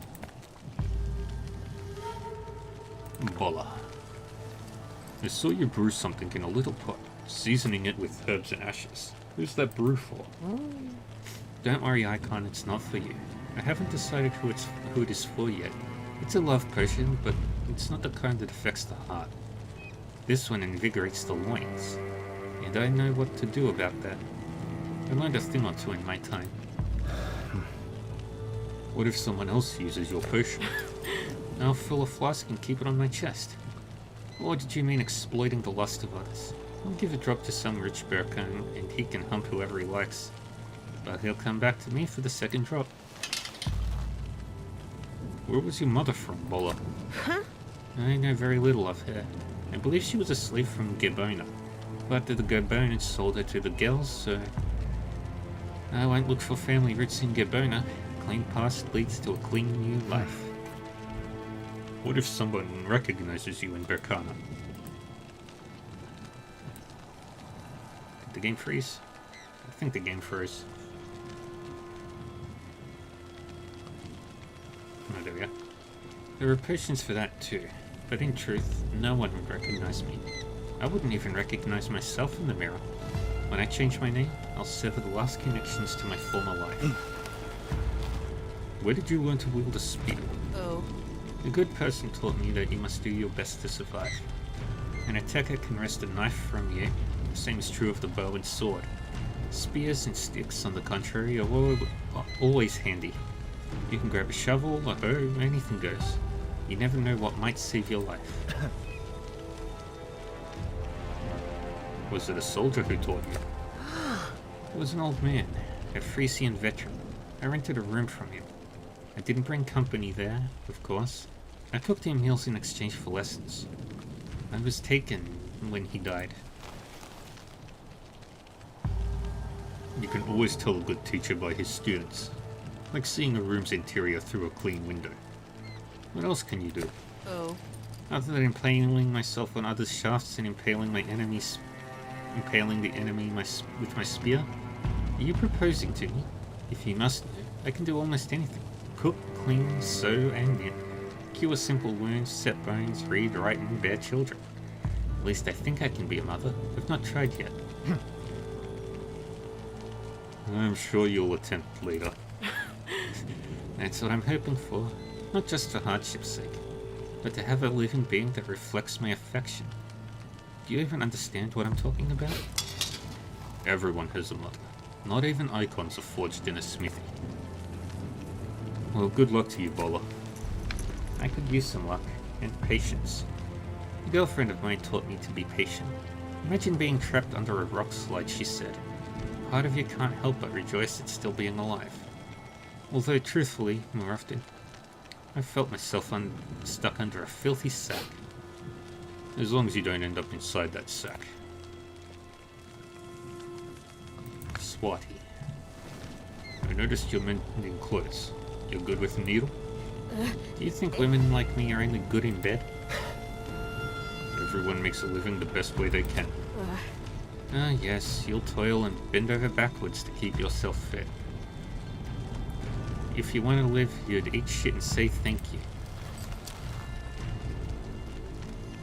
You're making fine stitches, I see. I do everything properly. I've had no shortage of mending the Gordon Wharf. One of my great-grandmothers was a vandal. I have my father's looks and my mother's temper. Although I have to admit, my father abandoned me, for my mother was a slave. I'm just grateful that he gave me emancipation documents. What else can you do? Ooh. You're just looking for company or choosing a wife. If you want a quickie, we'll agree on a price, but I won't marry you. I can't marry a foreign woman without the Council of Elders' permission. Even the madam on the Gordon Wharf didn't interfere with contracts. You asked permission to take a leak too? No wonder I've never had an icon client. If I offered you a finger, you'd take the whole arm, wouldn't you? That depends on the pay. I've heard various things. I'd think twice if I were you. Even a slave woman's patience has its limits. You are no longer a slave. I'm emancipated. My father gave me freedom but no money. I guess I should be happy he let me keep my dress. He gave me my documents, but the Frisian guard took them away for minor misconduct. Well, banter is nice, but there are other things to do. It's your life, Swati. I wasn't thinking anything else. And for that, I'm thankful. Even a woman like me prefers a true word to one that's kind or rude. Reet. Why are you always alone? Do the Kimera avoid befriending foreigners? Do icons befriend foreigners? In any case, I'm never truly alone. My tribe and my steppe are always with me. So the Kimera resemble Enses in many ways. How can you say that? Enses aren't a tribe, they're warriors. Skilled or not, you should treat them as such, even if they're vagrants who serve evil. How did you tame them? Haga did it, the matriarch of my clan. She knew the Enses language and spoke to them. Those who didn't understand or wouldn't listen, she killed. The rest she saved, if only for a short while. Few Enses can survive a reap. Though they don't always appear during reap time, they were around long enough to bring the Kimera into being. Are there women among the Enses? Did anyone fancy the masked strangers? How did it happen? That's the heart of the matter, Icon. No one fancied them, but Haga had a special skill. She possessed women's bodies and forced them to take the Ence's seed. It's a grim story, but the camera wouldn't be here otherwise. Neither would I. Where are the Cameron cities and villages located? I wouldn't tell you even if they existed, which they don't. We have our hideaways, and the ghost town of Donut accepts us from time to time. But our true home is the steppe, our ceiling the blue sky. Our houses are covered wagons ready to travel again in a matter of minutes. What makes you restless? You've come by the nickname before. Some people call the Kemra restless nomads. We're restless because we're waiting for the end of the world. Our tribe mother Haga predicted it, and the past reaping signaled the same. Why worry about things beyond your control? Why live in the shadow of a 700-year-old prophecy? The reaping may flee this world, but can do no worse.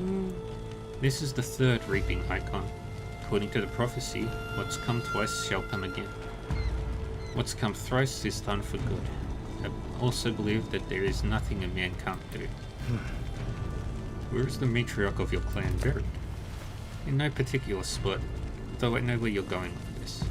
Haga possessed other women's bodies to bear the Ence's children. She who can possess others can live forever. Yet immortality eluded Haga. Even so, she never received a burial.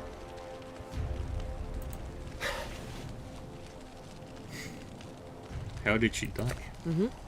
She was one of the 12 who forfeited their lives in the drowsy deep 700 years ago. She cast a spell on herself and turned to stone, then crumbled to ash. All who visit the place walk on her flesh.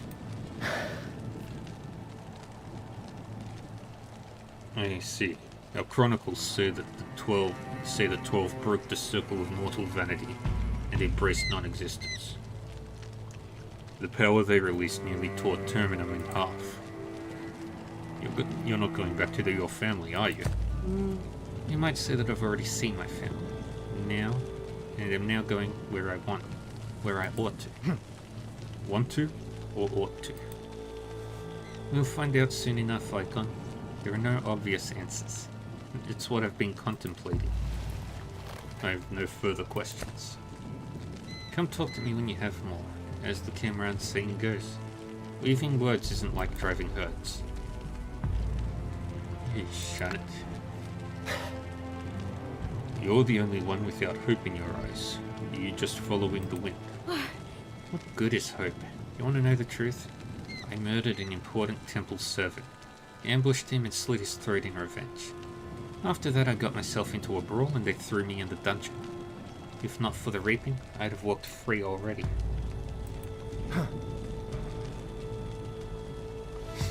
If you don't need hope, what do you fall back on? What suspends a bird in the sky? Nothing. I am just like that. If you get high enough, you can spread your wings and fly above your troubles. You only need to look down from time to time. If you see some prey, you dive, grab it, rest on a rock, eat it, and then go back to the skies.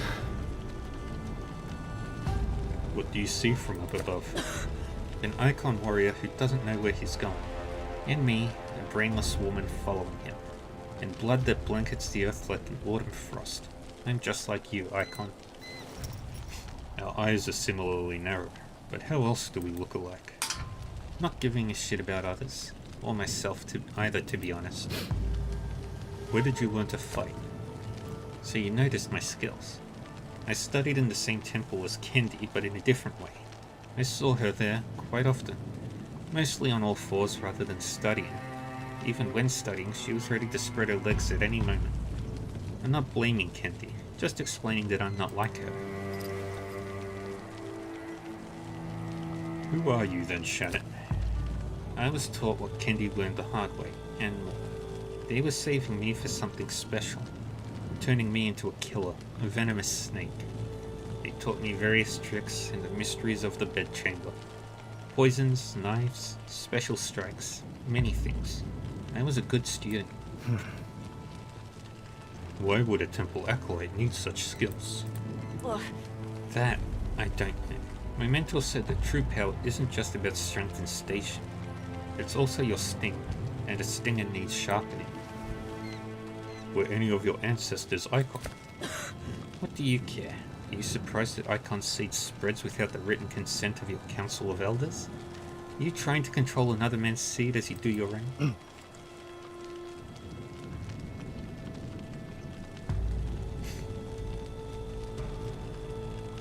You could acquire protection on the Isle of Shadows.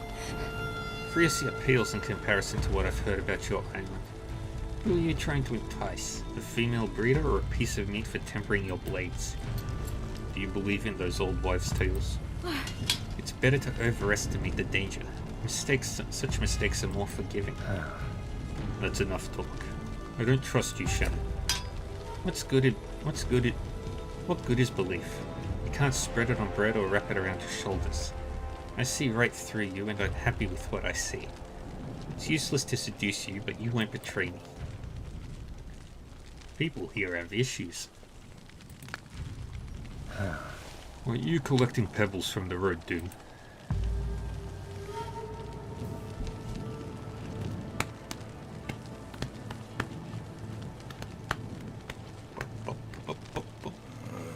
That's for curiosity's sake.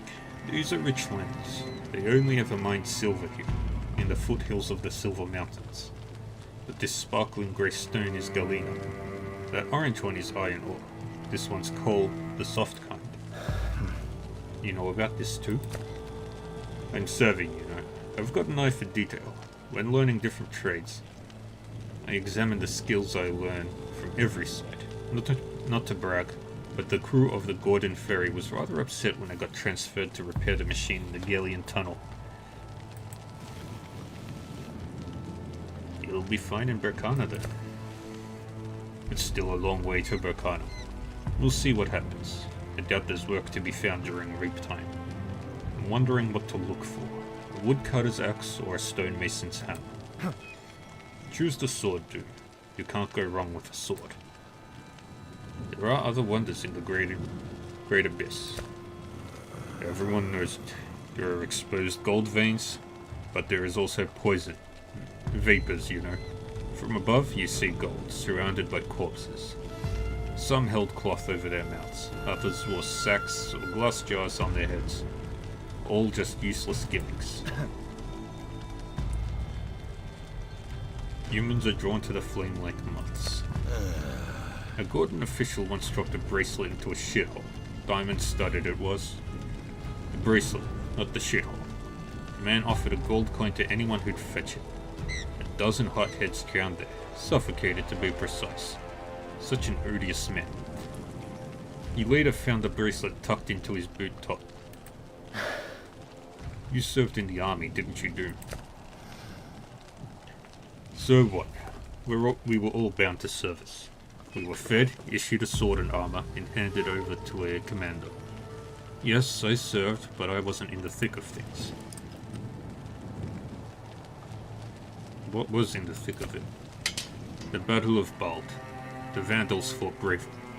They held the northern bastions even when they had nothing left. The temple's servants promised to spare their lives if they surrendered, but they lied. They showered the Vandals with arrows and sword blows. Thousands of black warriors. Maybe we'll chat later. I want you to know that I hope you reach Berkana, Doomé. You're funny, Icon. I didn't think you hoped for anything. I guess I'll make it then, if I'm lucky. And the last one is Roar. What troubles you, Roar? You can tell that I am troubled. It's many things, actually. I love a skin, a Palian fire water, and an agreeable woman, without a sword. And the sea. I really miss the sea. What does the sea mean to you? Fire courses through your veins as a Palian longship of warriors holding oars cuts through the waves. You become possessed by the many-armed sea god. You don't feel the cold, wind, or exhaustion. The sea is life. Stretch.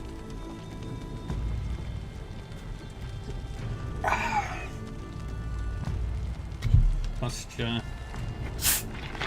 Hydrate.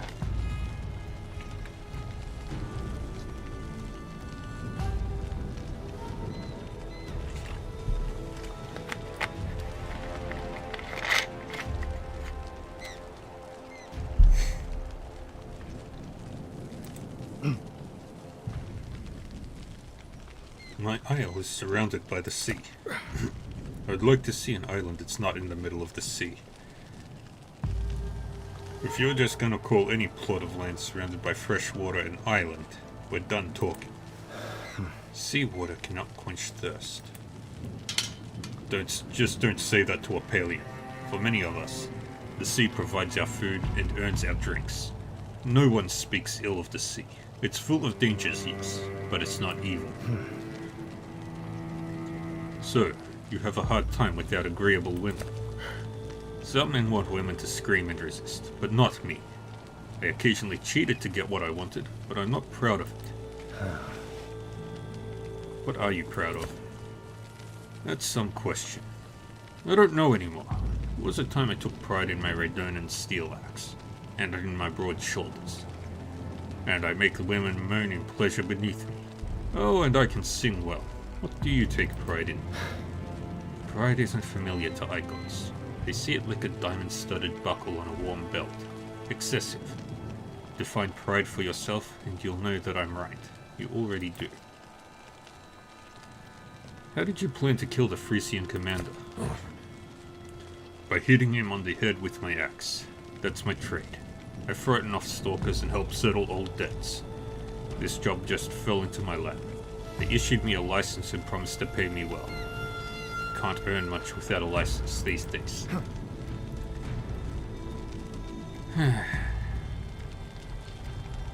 Weren't you afraid of his guard?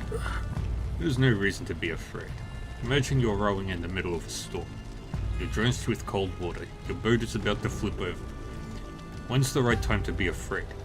It's stupid to fear the storm before it comes. Even more so once it's over. It's the same story with that commander's guard. You must consider the danger. Your abilities may not be enough. Even an icon knows better. I don't know what icons think, but Palians have a saying. If you're not strong enough, be daring. Palians are born daring, and the gods gave me an extra helping. It's time for me to go. I hope that you get to see the sea again, Ruwa. It's easy as pie, Icon. Pick any brook, walk downstream. Sooner or later, it will become a river, and rivers flow into the sea. No problem at all. What if this river flows into the Great Abyss? Then you have had a run of bad luck. Everybody here is miserable.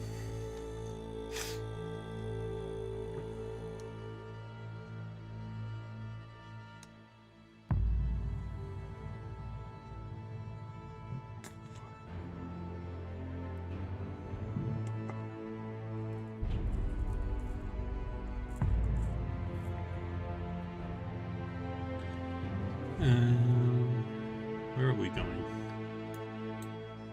Triple men here. Let's follow. Let's go north and around through the red gates.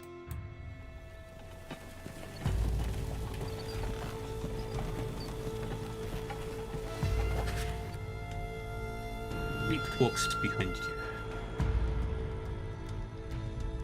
Struggling to stay on her feet. Her eyes have darkened and her feverish brow is hot to the touch. You keep an eye on her. The Reaper's curse may be killing her. You halt, noticing a small party of gals on the road ahead. They drag a young dark-skinned monk behind them with a rope. The mountain dwellers trade in slaves, but no one in Frisia will buy a temple servant.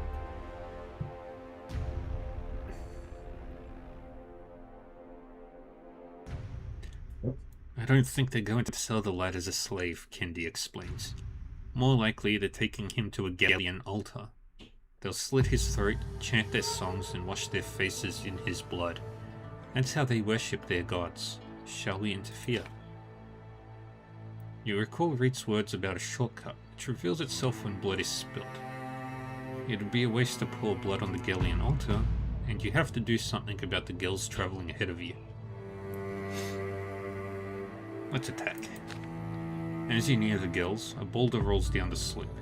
The Gels turn and see you and draw your weapons. Losing the element of surprise will just make the skirmish a bit longer. Overall, a negligible hitch.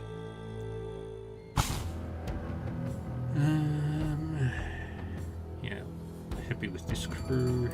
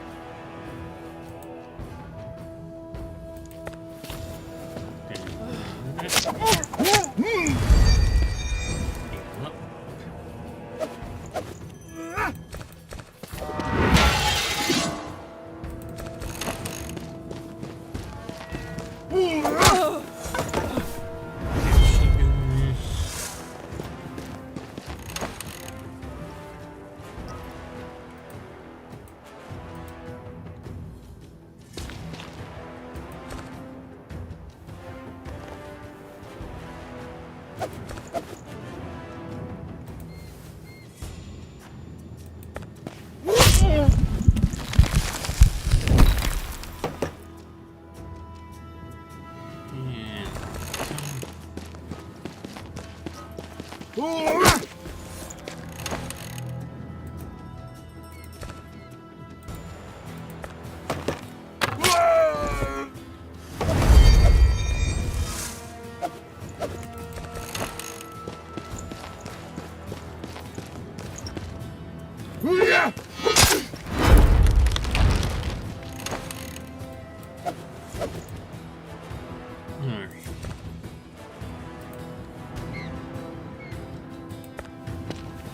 Thank you, man.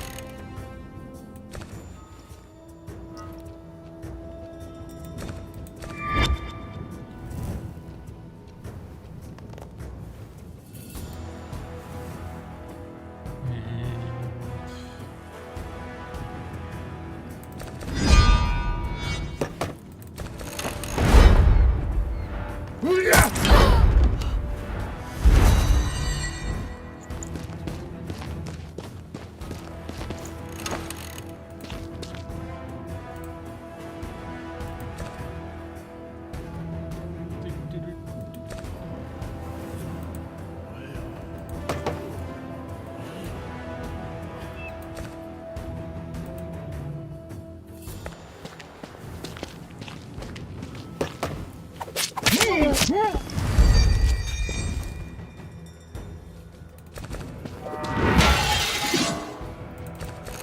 Defenses.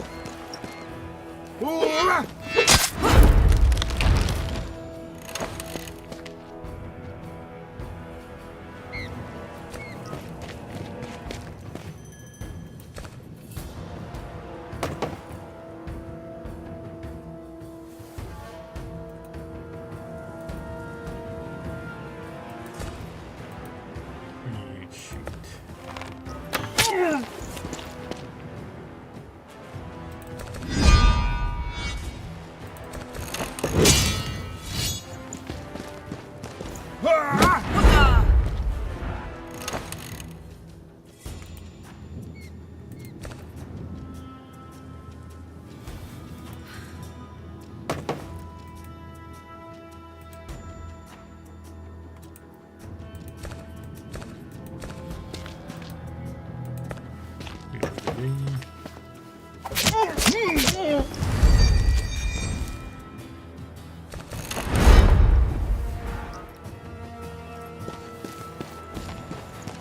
Down she goes.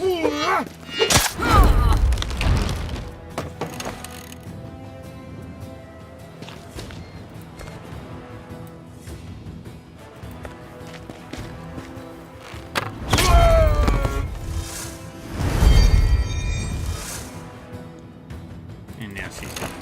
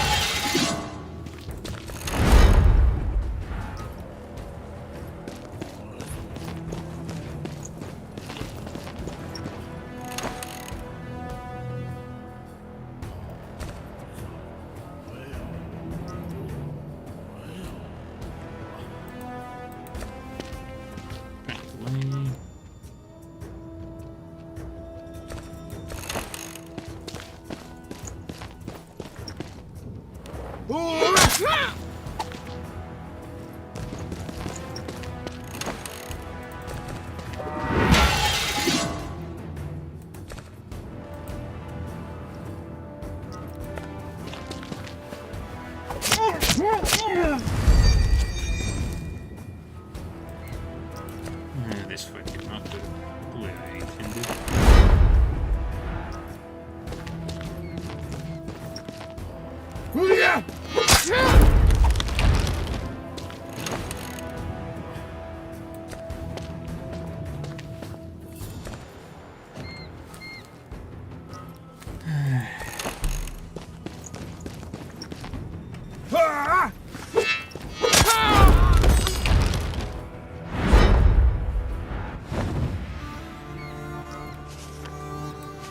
Let's play that battle again.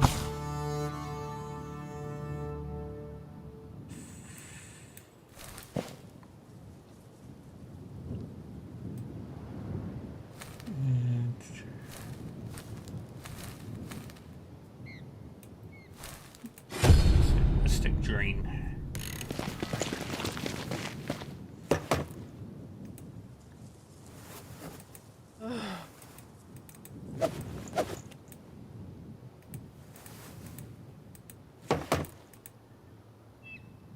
Come on. There we go.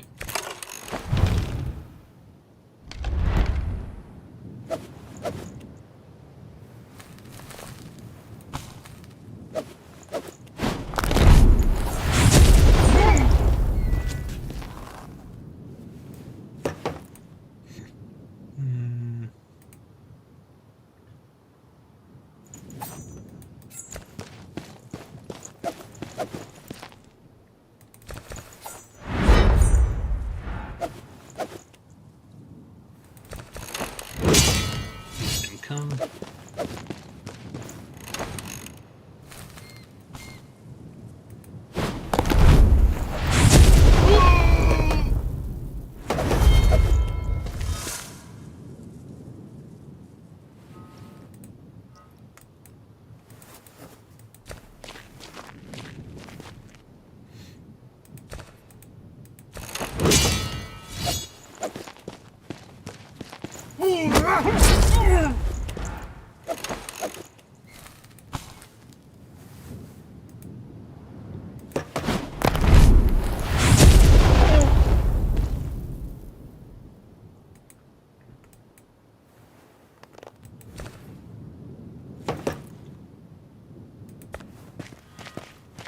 Shoot you.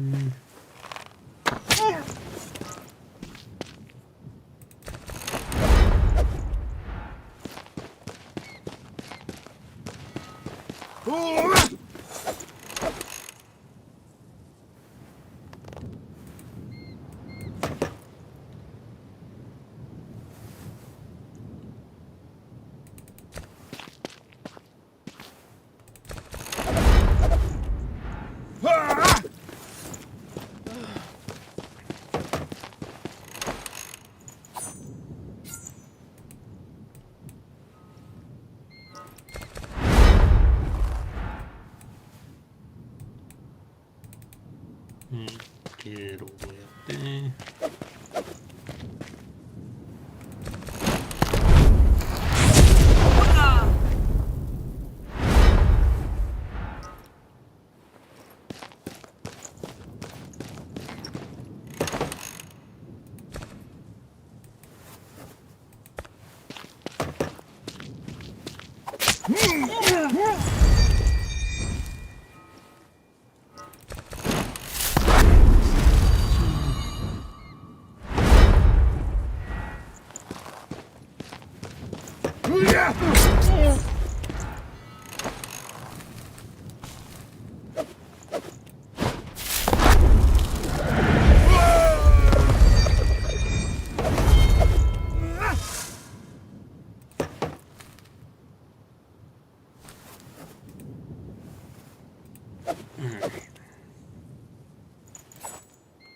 Go there.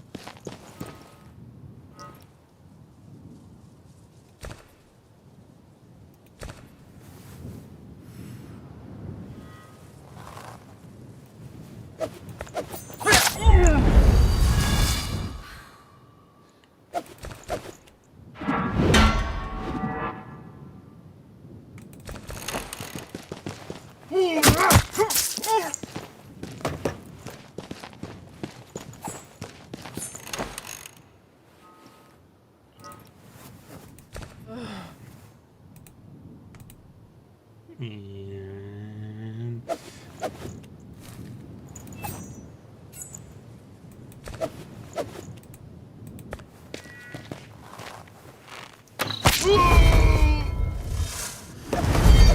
Place the dust.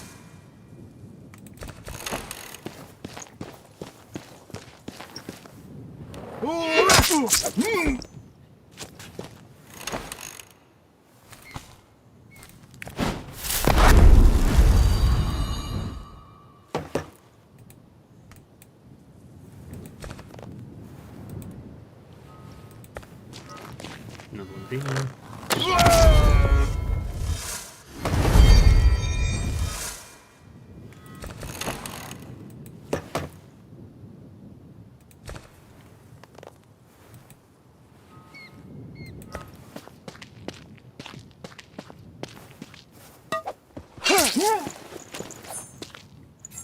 Gillian warriors are about to die.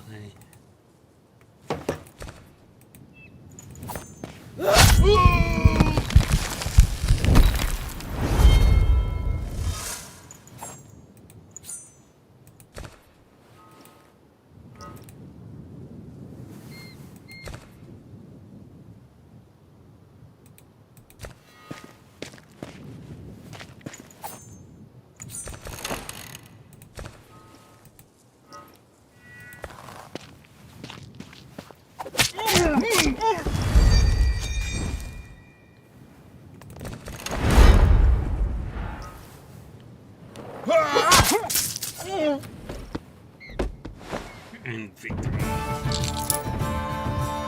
Word of day.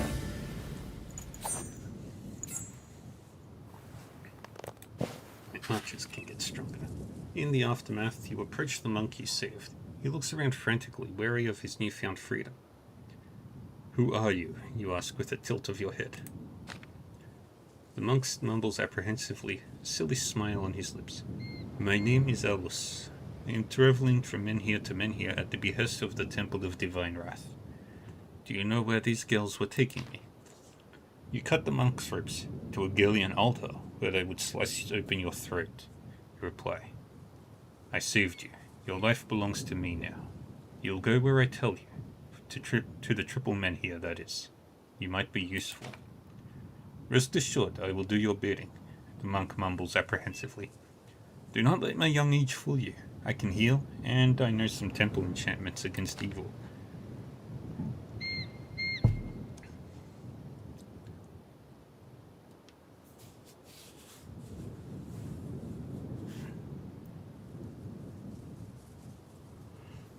Kendi gets your attention. Reed's not getting up. She's feverish, barely alive.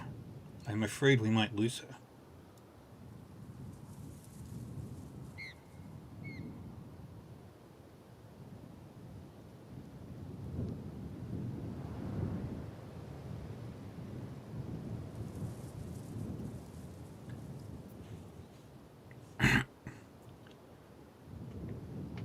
Let's rush to the Menhir.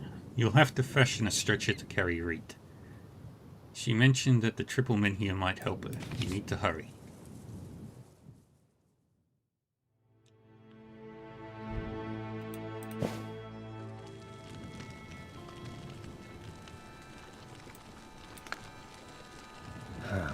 You were on a pilgrimage, weren't you, Alice? Why were you alone? Were your companions killed? Frisian monks don't normally travel alone when not in Frisia. Unless they are punished. My penance is to visit 10 different menhirs and spill my blood on each. It's punishment for expressing my impure inclinations. How many menhirs have you already visited? Just the triple menhir. It counts as one as far as I'm concerned. The menhirs in Frisia don't count. You'd be on the road for a while. No. At least a year. There's just the triple menhir before the Vandal Forest and the reclining one. Then there's the water menhir. The dead menhir in Namparkum doesn't count. So we'll have to go as far as Ursus. The pains people take to earn forgiveness. You can always choose to starve to death in prison. The Primarch of our temple promises that promises that'll grant you privileges when you reach the god's altar. Why did you become a monk? It wasn't by choice. My parents handed me over in lieu of paying the temple tithe. They had no choice. Vandals have difficult lives in Frisia. Despite all the hardship, I'm not complaining. I don't see a collar around your neck. Oh! Did you know that no Frisian monks are orphans? You want to know why? If I ran away, my entire family ends up facing the executioner. How soon until the Primarch of your temple tires of waiting and dispatches guards to your family home? How will you prove that you've made the pilgrimage, and didn't just spend the time relaxing in some Burkanian widow's house? Within a year, I must return from one of the Burkanian temples with proof of my pilgrimage.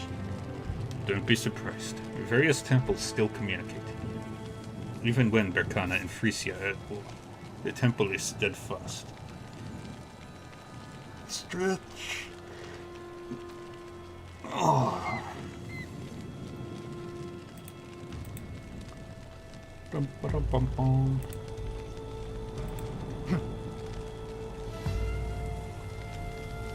Are you hiding anything from me?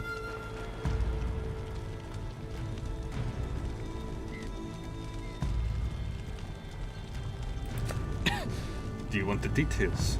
Once a month, they bring young women to the temple to help the monks release the tension in their lives. I personally wasn't interested in the female body, which vexed the Primarch. Do you have other inclinations? Is he strict? I could have earned forgiveness. All I had to do was go to his cell and commit the very sin he'd accused me of. Why didn't you do it? Wasn't he your mentor? I'll answer your question, though I expect you've only asked it to mock me. I don't know your temple's customs, but my fellow acolytes could seek the Primarch's favors. Even the ones who preferred women. My friend's death is his fault, and I would never sink to that level, however. Well, pray that the gods grant us luck, when you have time. What do you ask for when you pray? I pray to strengthen my resolve. My ancestors, Vandil shamans, disapproved of asking the gods for anything a man can achieve on his own.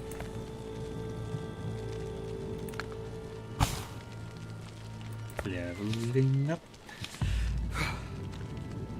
And let's get some.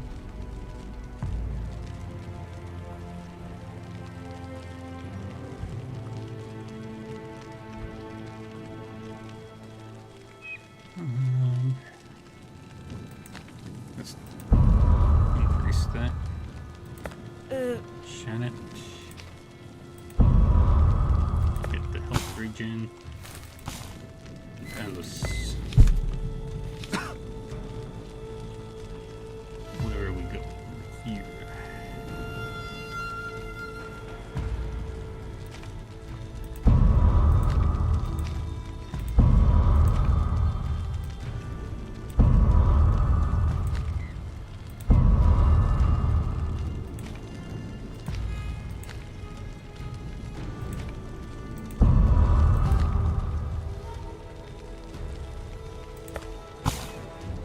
Okay.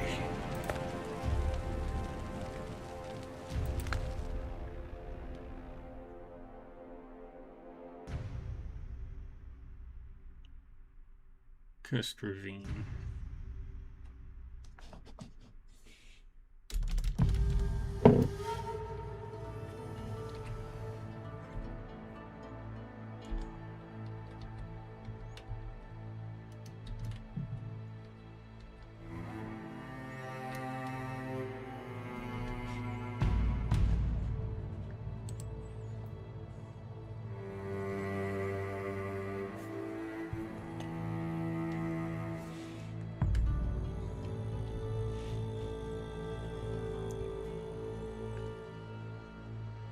Let's keep following the Cursed Ravine.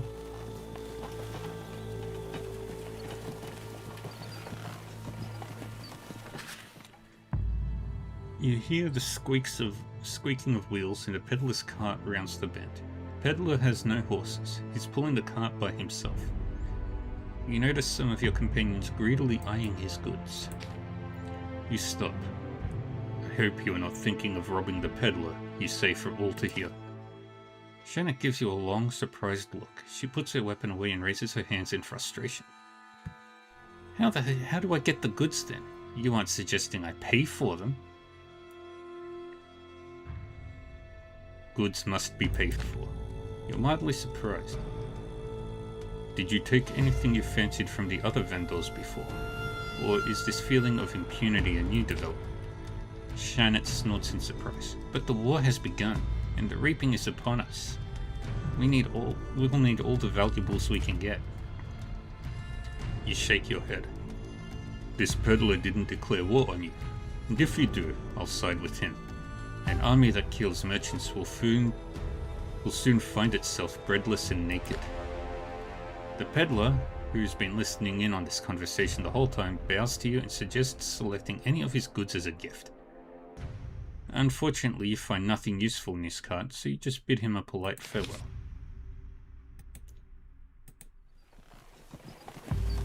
Dang it, didn't have anything.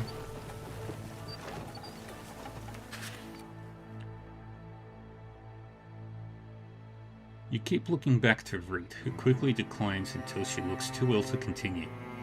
Her lips whiten, her pupils widen, and a bluish web spreads across her face. You stop to consider your options.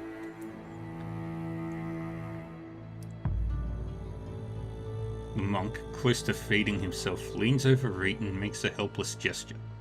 This is not a malady I can cure, but a powerful curse I cannot lift.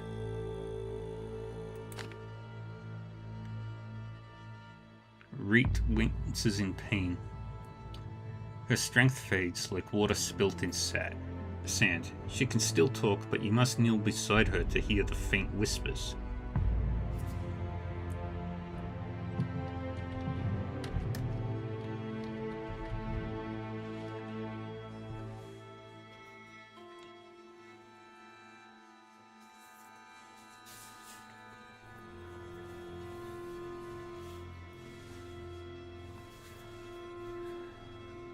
Ask Reet how you can save her. This requires a special remedy that we don't have, Reet whispers. Or a miracle. But those never happen. You have to lean closer. Reet's voice is so faint that she must nearly brush your ear with her lips to be heard. I know where the Icon's power lies. The sacrificial stones. The sacred Strixes. The spirit of 1,000 generations. It's different where I come from. The Chimera have only one stone. Reet closes her eyes. Her body becomes leaden. You feel the Strixes in the Icon pattern searing your flesh.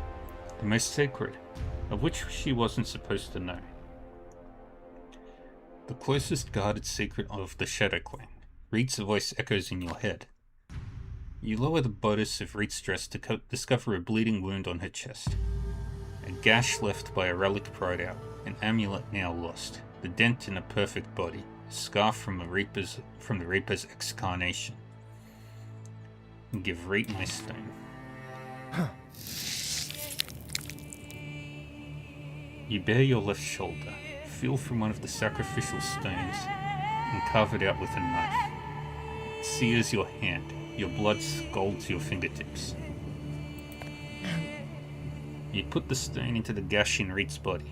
She jerks convulsively, then lies still, as if paralyzed. Color returns to her cheeks and her breath steadies. The venomous vestiges of the curse begin to fade. You cover the stone with your hand, holding it inside Reet's body and whispering ritual incantations to heal the wound.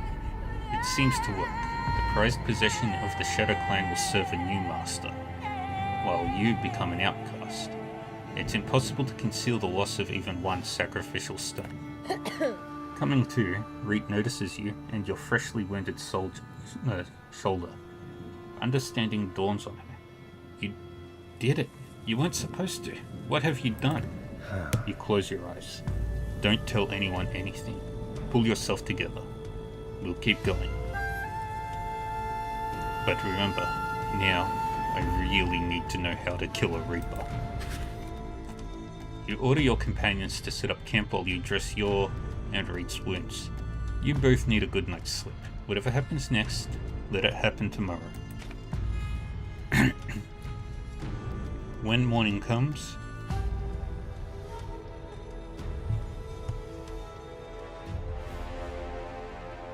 you discover Reed in a much better state. She's still pale and her hands still tremble, but there's a determined look on her face, her jaw set. You suspect that she has much to tell you, but you're the first to speak. You knew it. You knew I could save you. Why didn't you ask me to do it? How could I ask the impossible? I know what the sacrificial stones are. They are the Icon's most sacred. Your ancestors' valor is preserved within them. Asking you to give up a stone is like asking you to give up your life. It's not something one asks for. Now, you will never be forgiven for what you've done. How do you know the secrets of the Shadow Clan?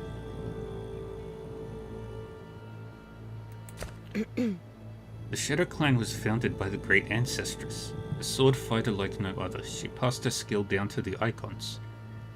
Centuries ago, she left your island and came to the Chimera. She left us too, long before I was born. Did she teach your ancestors the art of sword fighting? She taught them wisdom.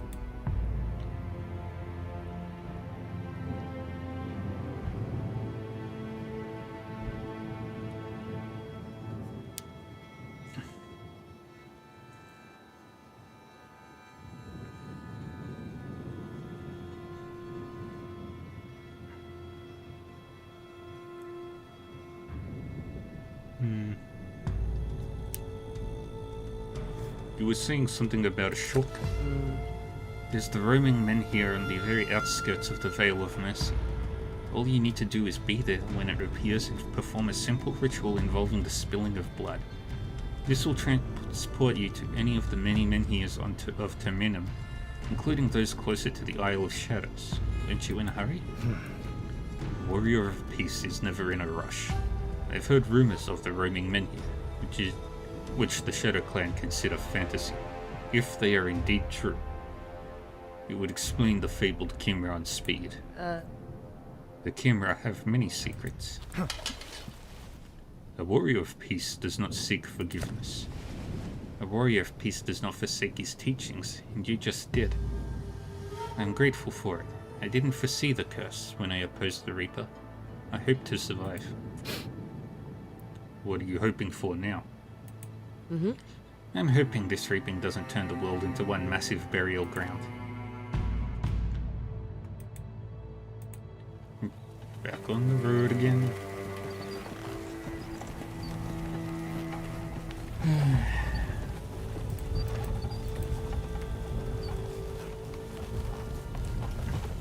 We finally made it to the Black Temple.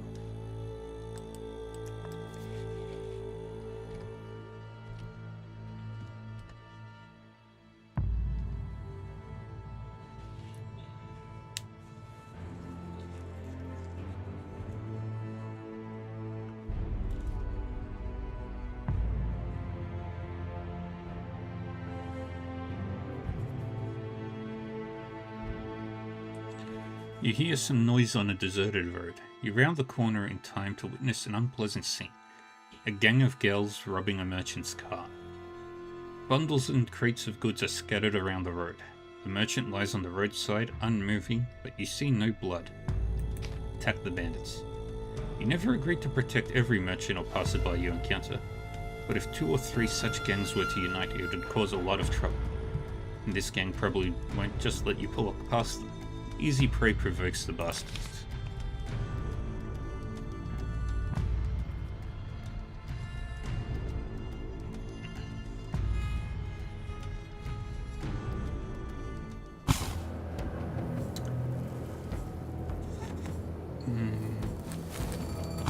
Let's get Billy into the battlefield. And Reed can take the rune of aim. And fight.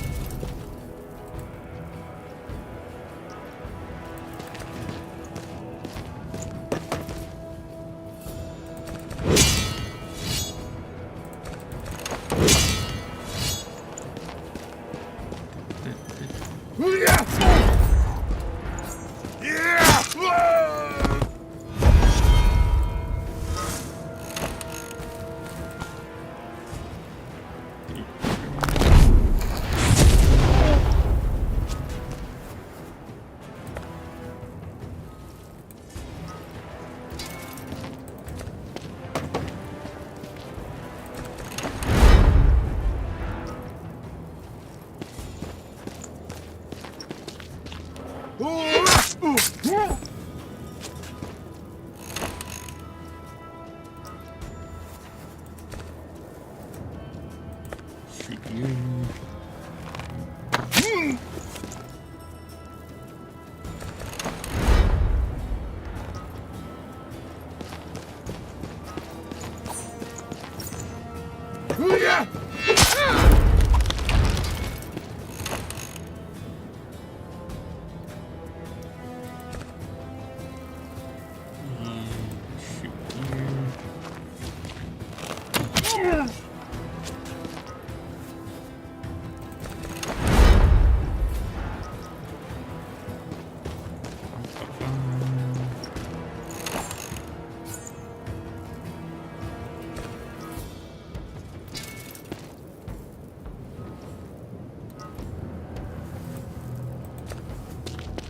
Get over there.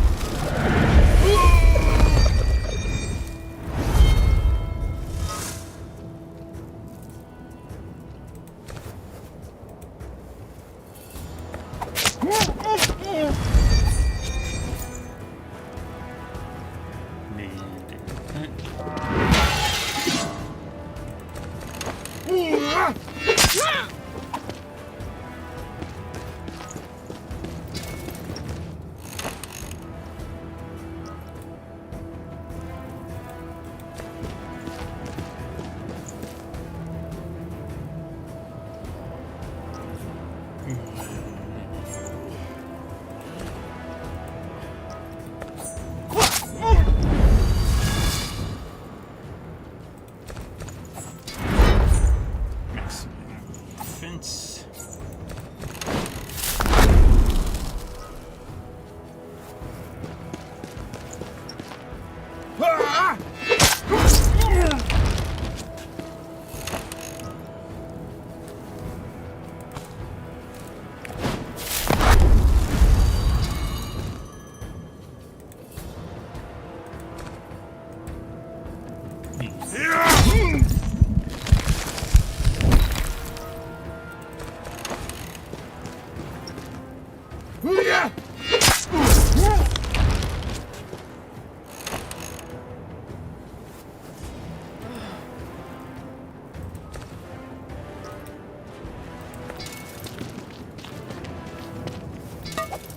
Stab. No.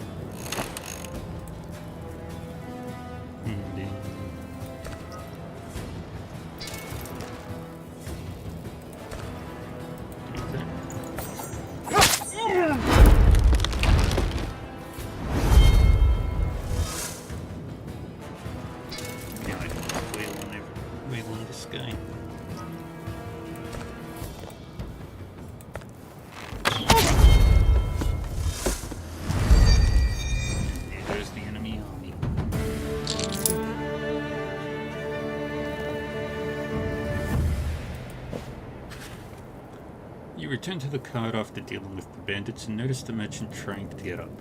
Apparently they just hit him with the butt of an axe. He has a huge lump on his head. Shannon shrugs. We can't profit from it now. The owner of these had changed his mind about dying, and you forbid us to rob the living ones. Good fellow, why do you travel without protection? You ask the merchant. Were the girls kinder on these roads in the past?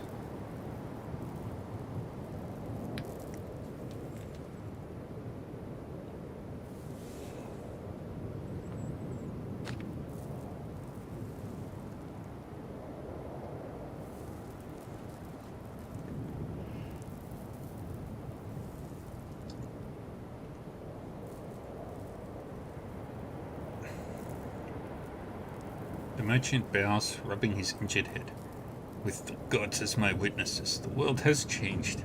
I paid the Gellian elders. I paid the Frisian watchers. These bandits all say that since the reaping started, the old agreements don't stand. My neck's getting scorched. It's unbearable. Confirmed that the reaping is nigh. You calm the merchant down. Yes, the reaping is here.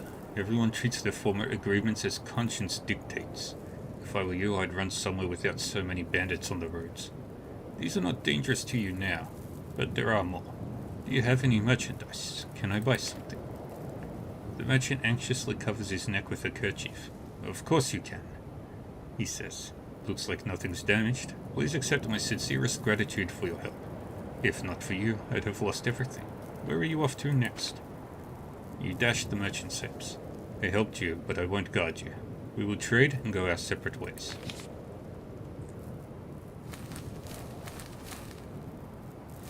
Let's buy it all.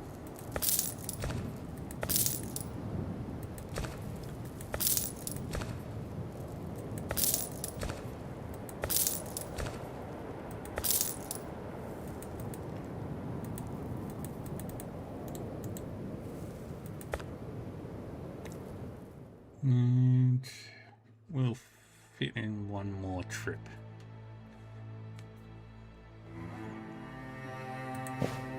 Once we get to the Red Gates, I think we'll call it.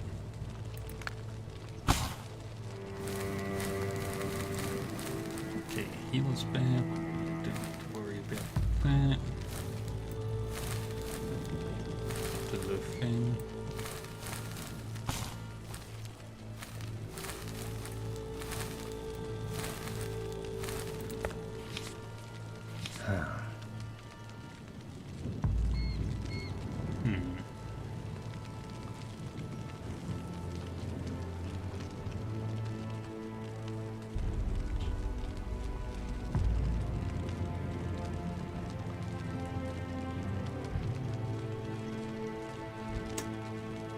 Let's see, let's go with...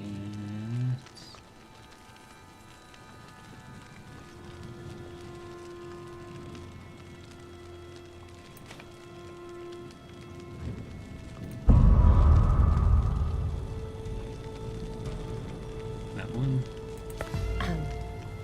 Great.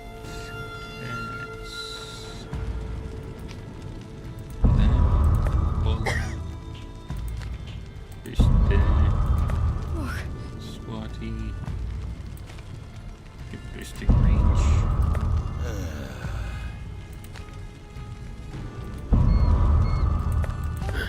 Dog.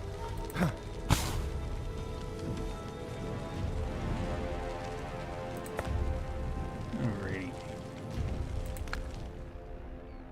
Okay, one more trip and we're going to the Red Gates.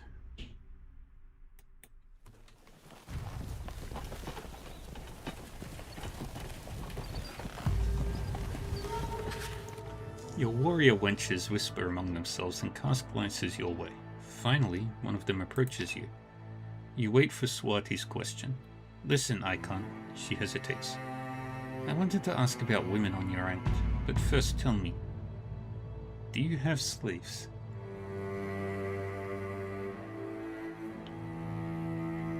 Describe the slaves on the island. You see genuine curiosity in her eyes and decide to answer truthfully. We have very few slaves. Peasants tend to their own fields, women to their children, craftsmen to their trade. We only need slaves to train our warriors. Swati's eyes widen. You mean you killed them? You shrug and try to think of the answer. Tell the truth. You nod. We do occasionally, but only in fair duels. Icons have been killed too, but it almost never happens. Swati frowns. The Icons fight of their own free will, but these poor wretches. Advisors to the elders look for captive warriors all over Terminum, you say. They buy those who are committed to spend the rest of their lives fighting. Swati looks confused. Suppose such a slave defeated an Icon, would he be set free? No, you answer curtly. He'd be killed by another Icon.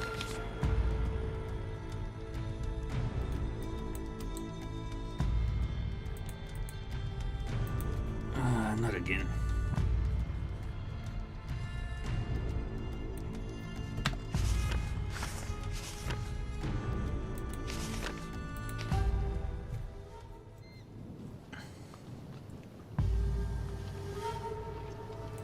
Let's do that again.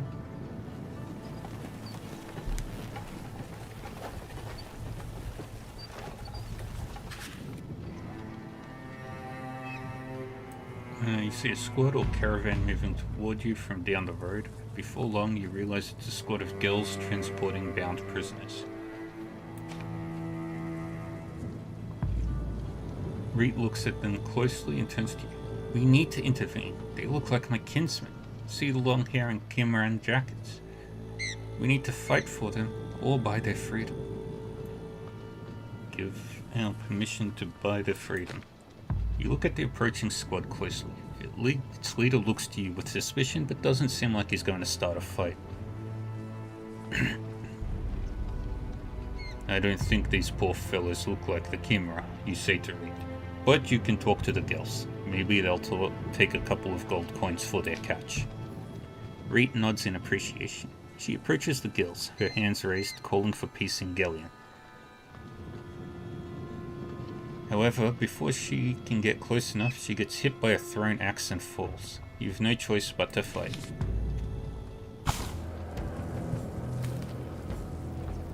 Hey, Saxo. Here it goes.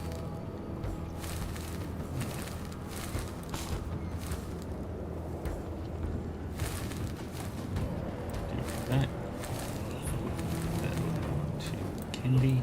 Take Kendi into the fight.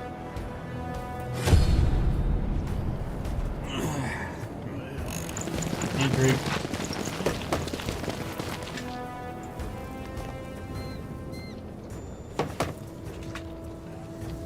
How you doing, Saxo?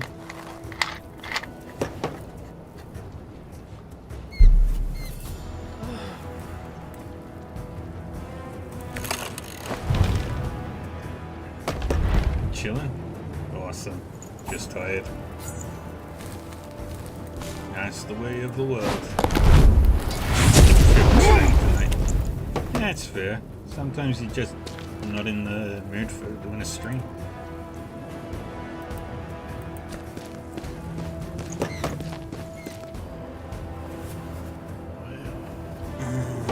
Let's get that.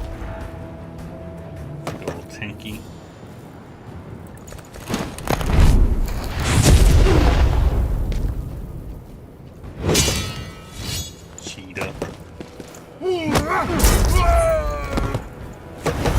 Another one bites the dust.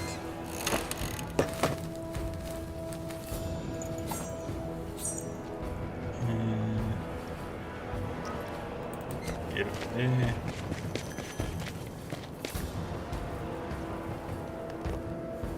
And don't need anything else.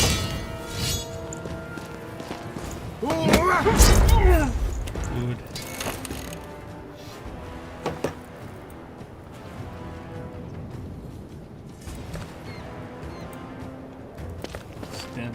Cooking eggs for lunch. Nice. What kind of eggs?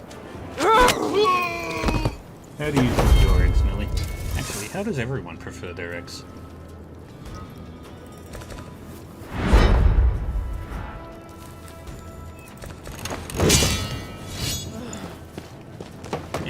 If they eat eggs.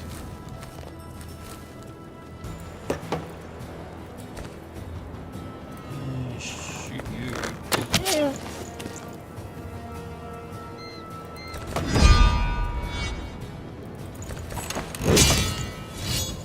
Scrambled with cheese? Ooh, that's interesting. Ah, dang it. She went down so quick.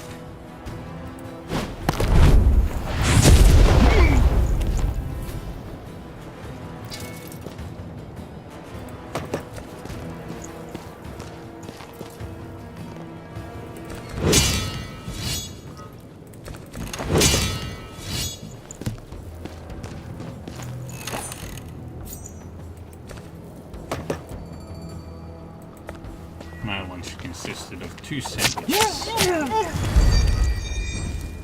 with lettuce, tomato, and cheese.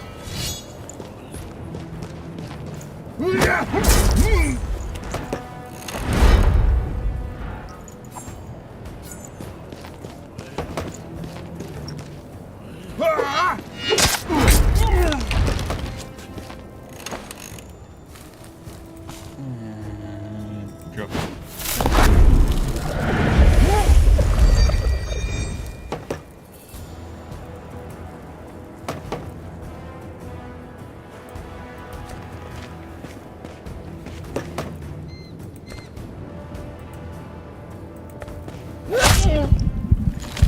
Get stunned.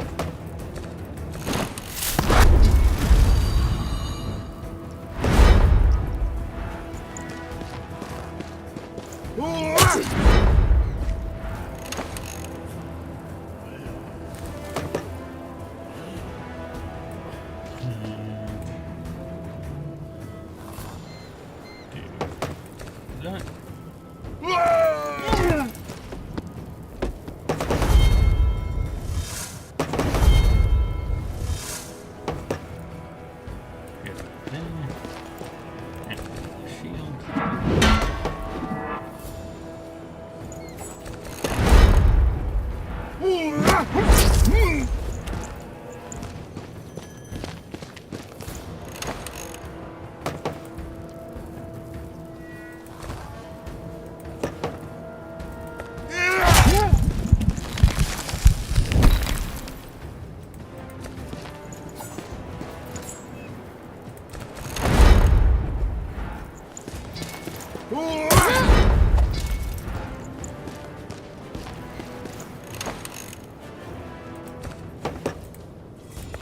Okay.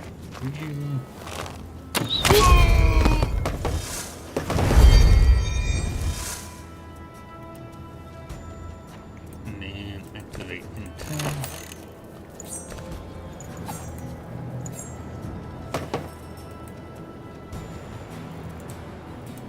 Stupid game. Why do you keep freezing?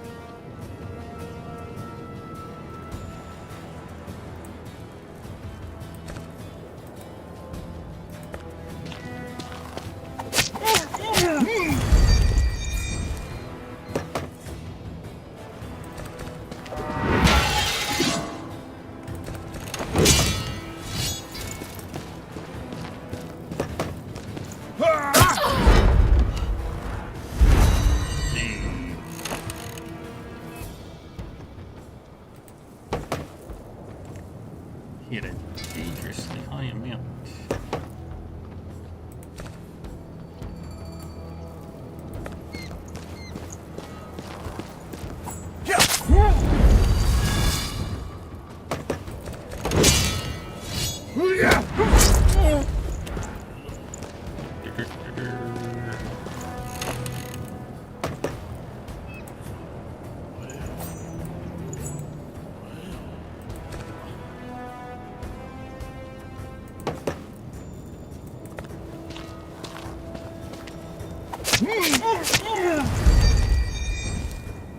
Give us the health back.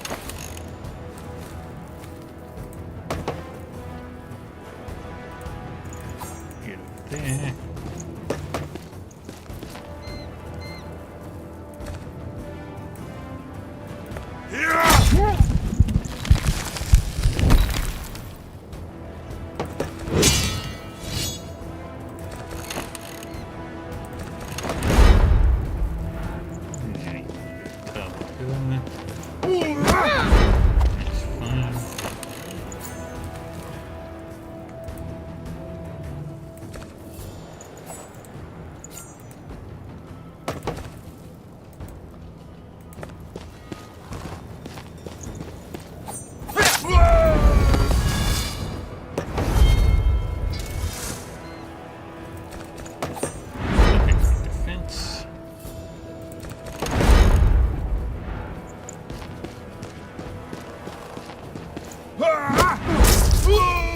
And there we go.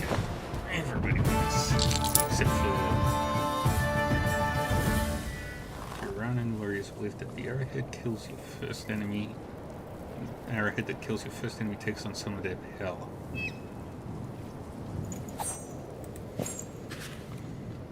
And you approach Reed as she treats her wound. Thankfully she wasn't killed. Everybody's dead, you say, pointing to the hillside. The girls managed to kill all the prisoners. Can you see now that they went to Kimran? Reed smiles wryly. Now I see it. But why would they dress like the Kimran? I don't understand. For what purpose? Also, why were the girls in such a hurry to kill them all? You shake your head. I heard that bandits do that so that the stub dwellers are blamed. As for why the girls killed them, they must have done it to protect a secret. They succeeded. Everyone's dead.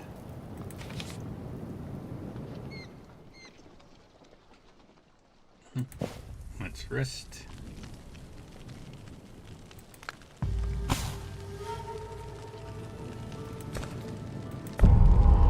Spend the day and heal everybody. Get right back into the fray. No fame. Gets an upgrade. And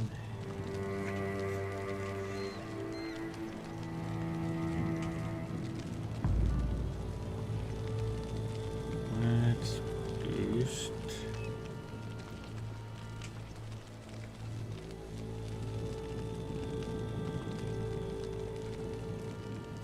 Well, let's get Bold Ascension.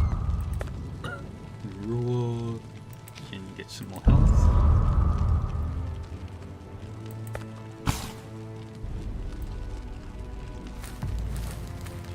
Squatty gets that.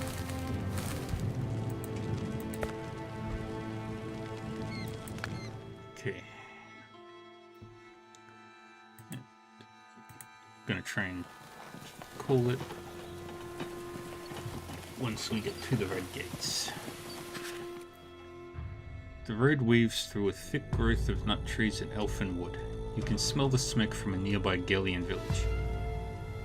Without warning, a stone flies from the shrubs, accompanied by children's laughter. A veritable hail of rocks follows, some of which are rather hefty.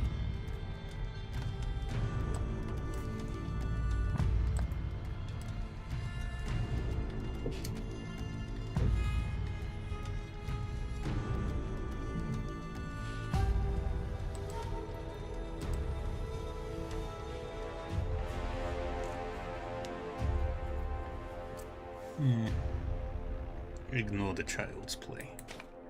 You tell your companions to move forward with caution. Still, one of the larger stones hits its mark. Through the bushes, you hear jeering and the sound of retreating footsteps. Luckily, no one is badly hurt. Doom has a minor injury.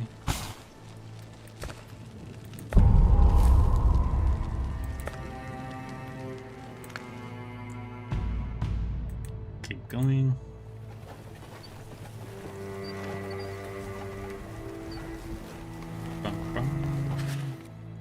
A small procession turns onto the road ahead of you. Mules and half-dead nags drag two overloaded wagons. Judging by the color and shimmer of the powder covering the sacks, it's salt. The cargo isn't what interests you. It's the strange-looking vandals driving the horses. Around here, you'd expect Frisians. Hey, Squinty, interested in some cash? The vandal sitting next to the first wagon's coachman disdainfully asks. We're delivering an order to Nakoma, the temple advisor. He pays good coin for salt, which he uses to preserve human flesh and blood. He buys people too, dead or alive. You only need to salt the dead ones. So if you have anyone for sale...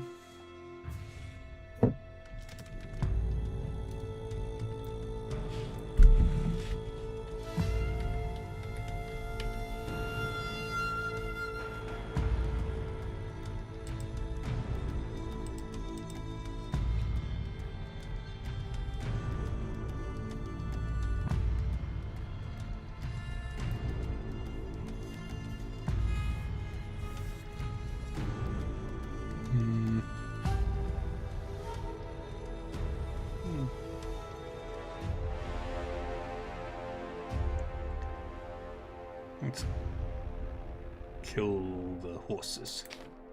You shake your head. You talk too much for your own good.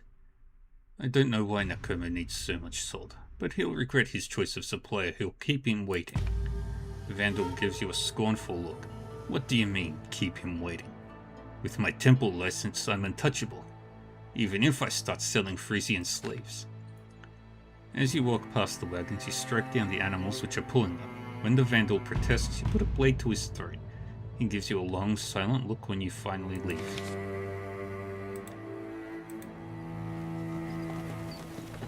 On the road again. We're now traveling on the road again. Describe the slaves. Tell the truth. There we go.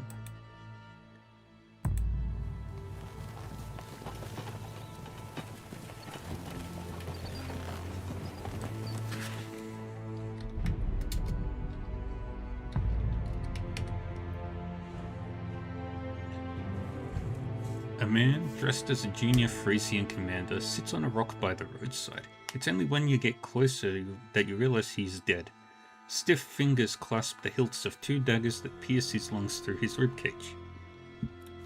Buzzing flies have been drawn by the sickly smell of decay. The embrace of death, you whisper. Shannon cries out in surprise and makes for the corpse. You see the Strix-encrusted captain's insignia on the dead man's chest and a satchel on his shoulder.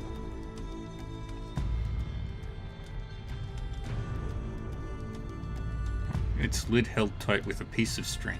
The marauders haven't yet desecrated the body.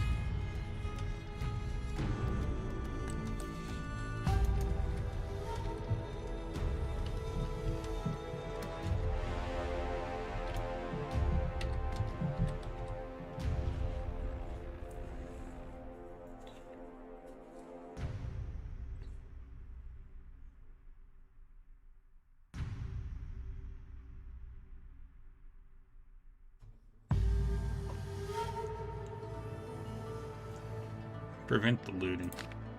You shove your sword into its scabbard. The woman stops in her tracks looking bewildered. This is a suicide of honor, you explain.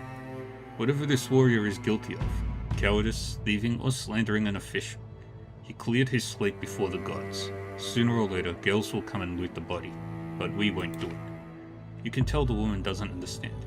The pendant on his chest and the satchel on his back are there for a reason, you continue. The marauder who claims them also claims the dead warrior's sins. He will arrive at the god's altar with a burdened soul. Let's not tarry. Shannon recoils from the corpse. Her fear of the gods exceeds her greed. She thanks you with a nod, and you carry on with your journey. An hour later, Shannon asks you why. Why did he do it? To cleanse his spirit? His reputation? You weigh your words carefully. I know one thing. Whatever this Frisian is guilty of, by killing himself, he's ensured that his family will receive support, and his children will be allowed to attend temple school. Alrighty. Right.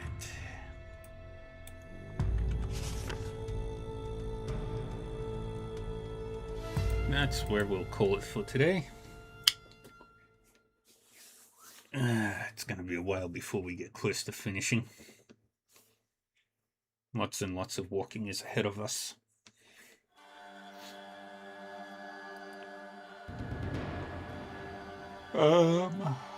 Right. So, what's today? It's Wednesday.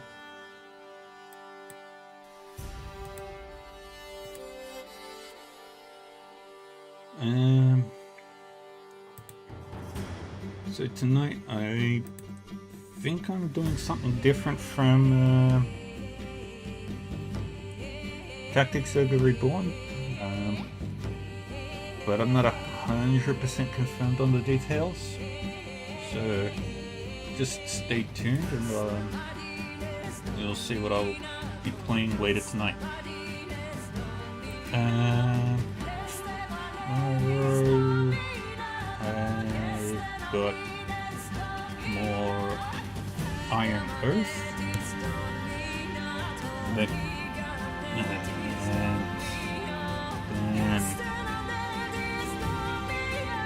yeah, that's it.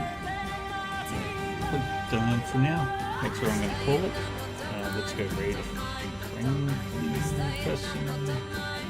Let's go raid a friendly.